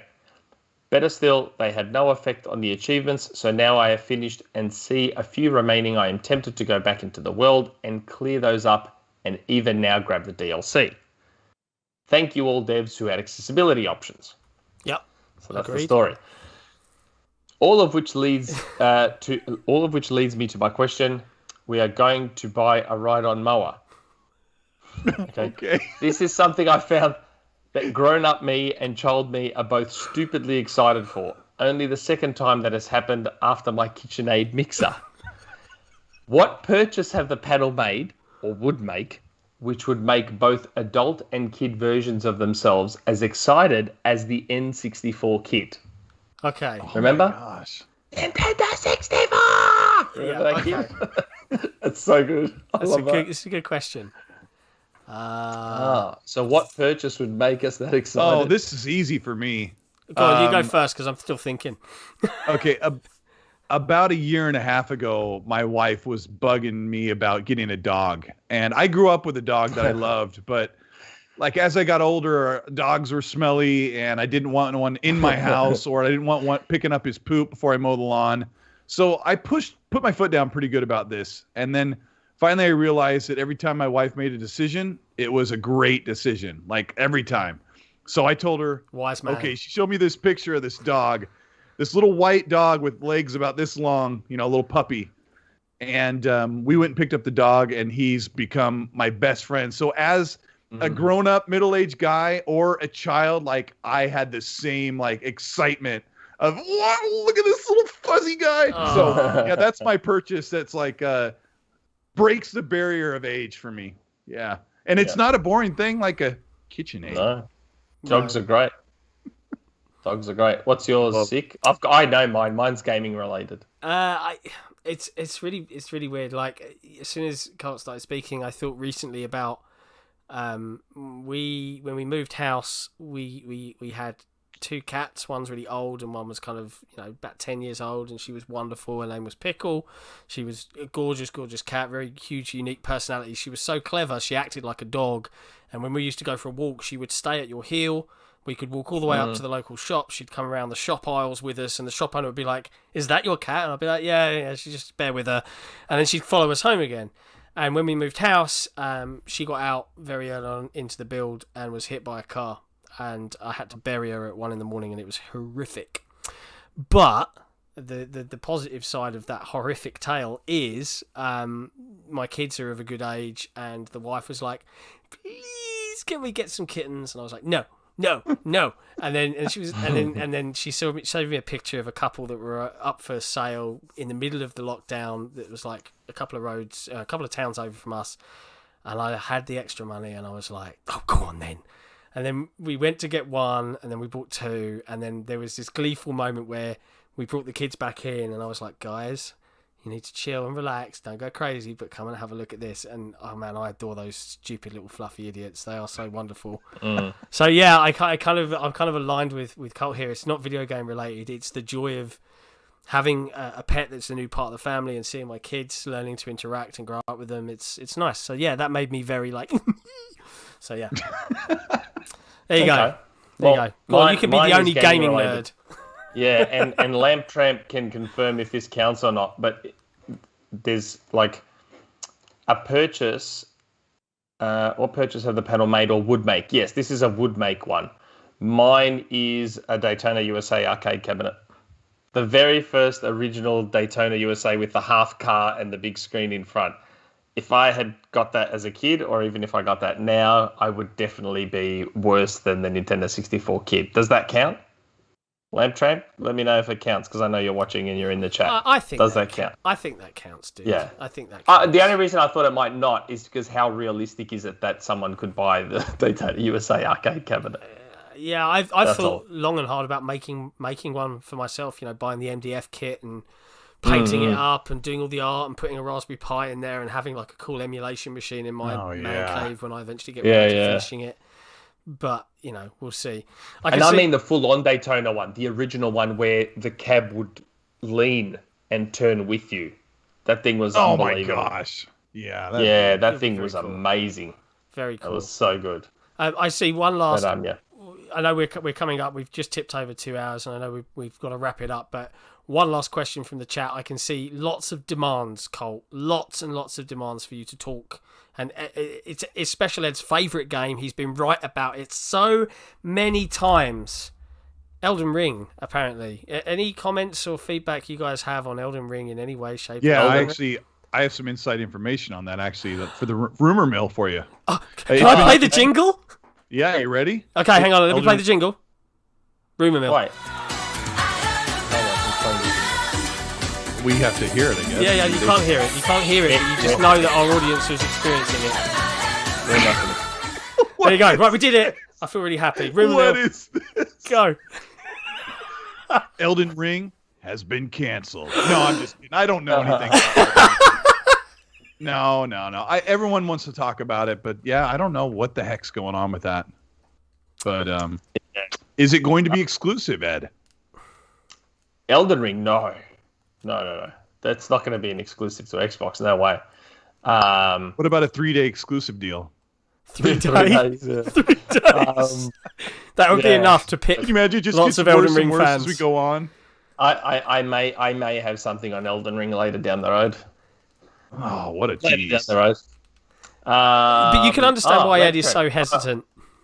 I promised Delroy, this is to ask his criminally ignored question. I will send Nick on Discord. There's a question that Delroy keeps asking on our forum, and I keep telling him we're not really doing the You got to pay to play. Effectively, yeah. It sounds horrible doing it, doesn't it? You got to pay to play, but you kind of look. I'll get his question and I'll ask it on the next show. We promise, Delroy. We promise. I think it's something to do with food. Yeah, Lamp Tramp has asked, so we'll make it happen. But look, we've taken up enough of Colt's precious time, and it is his birthday after all. So a massive, massive thank you to Colt Eastwood for joining us on this episode of the XboxEra podcast.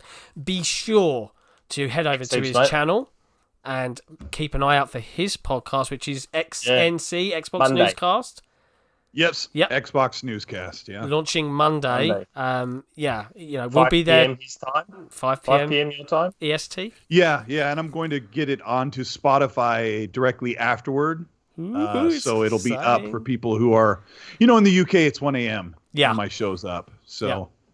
Cool. I'll check it out probably Tuesday morning then. But yeah, if you're not, and I'm sure the majority of people here are subscribed to Colt rather than to us. But if you're not, make sure you head over there and check it out. We'll be back next week for a standard episode, and I think we also have another guest, but I'm not going to say who it is yet because I'm not 100% sure. I think we do. I'm pretty sure we've got someone lined up, but we'll see. We'll see what happens for the next episode. Yeah. But the one last question I promised I'd ask everyone in the run-up to E3 before we go. Colt, E3 of Dreams, your personal, not what you want the fans to have or what you think Xbox might do. What would Xbox have to do to make it your personal? Doesn't matter what it is, can be completely out of left field. What's your E3 of Dreams? Go. Oh, man. They have marketing rights, so I want to see Dying Light 2. I want to see it get ready to come out this year. That's not even their game. I want to see Halo Infinite look like Halo 5 and 4 do, and a bunch of gameplay for that. And I want to see gameplay from Perfect Dark. Ooh. And I want to see, which I don't think we're going to see as soon, I want to see gameplay from Hellblade 2. They've shown nothing, so I want to see that stuff. That's a good answer. I'm going to be toting all these up. I've asked Miles last week. And Crackdown 4. And there it is, the real dream. Crackdown 4 announced. 4. But there you go. So we'll sign off. But thank you everybody in the chat for hanging out and being so much fun. It's a lot of fun today. I think we actually had our highest viewers ever, which was like 200 at one point, which is awesome. So thank you. Yeah. If you thanks Rand and Jeremy for being at your main scheduled time. For not being on. But if you haven't subscribed to us, obviously please do hit like, subscribe, hit the notification bell, all that jazz. And for now, we'll see you next time. Thanks a lot, guys. Ciao for now.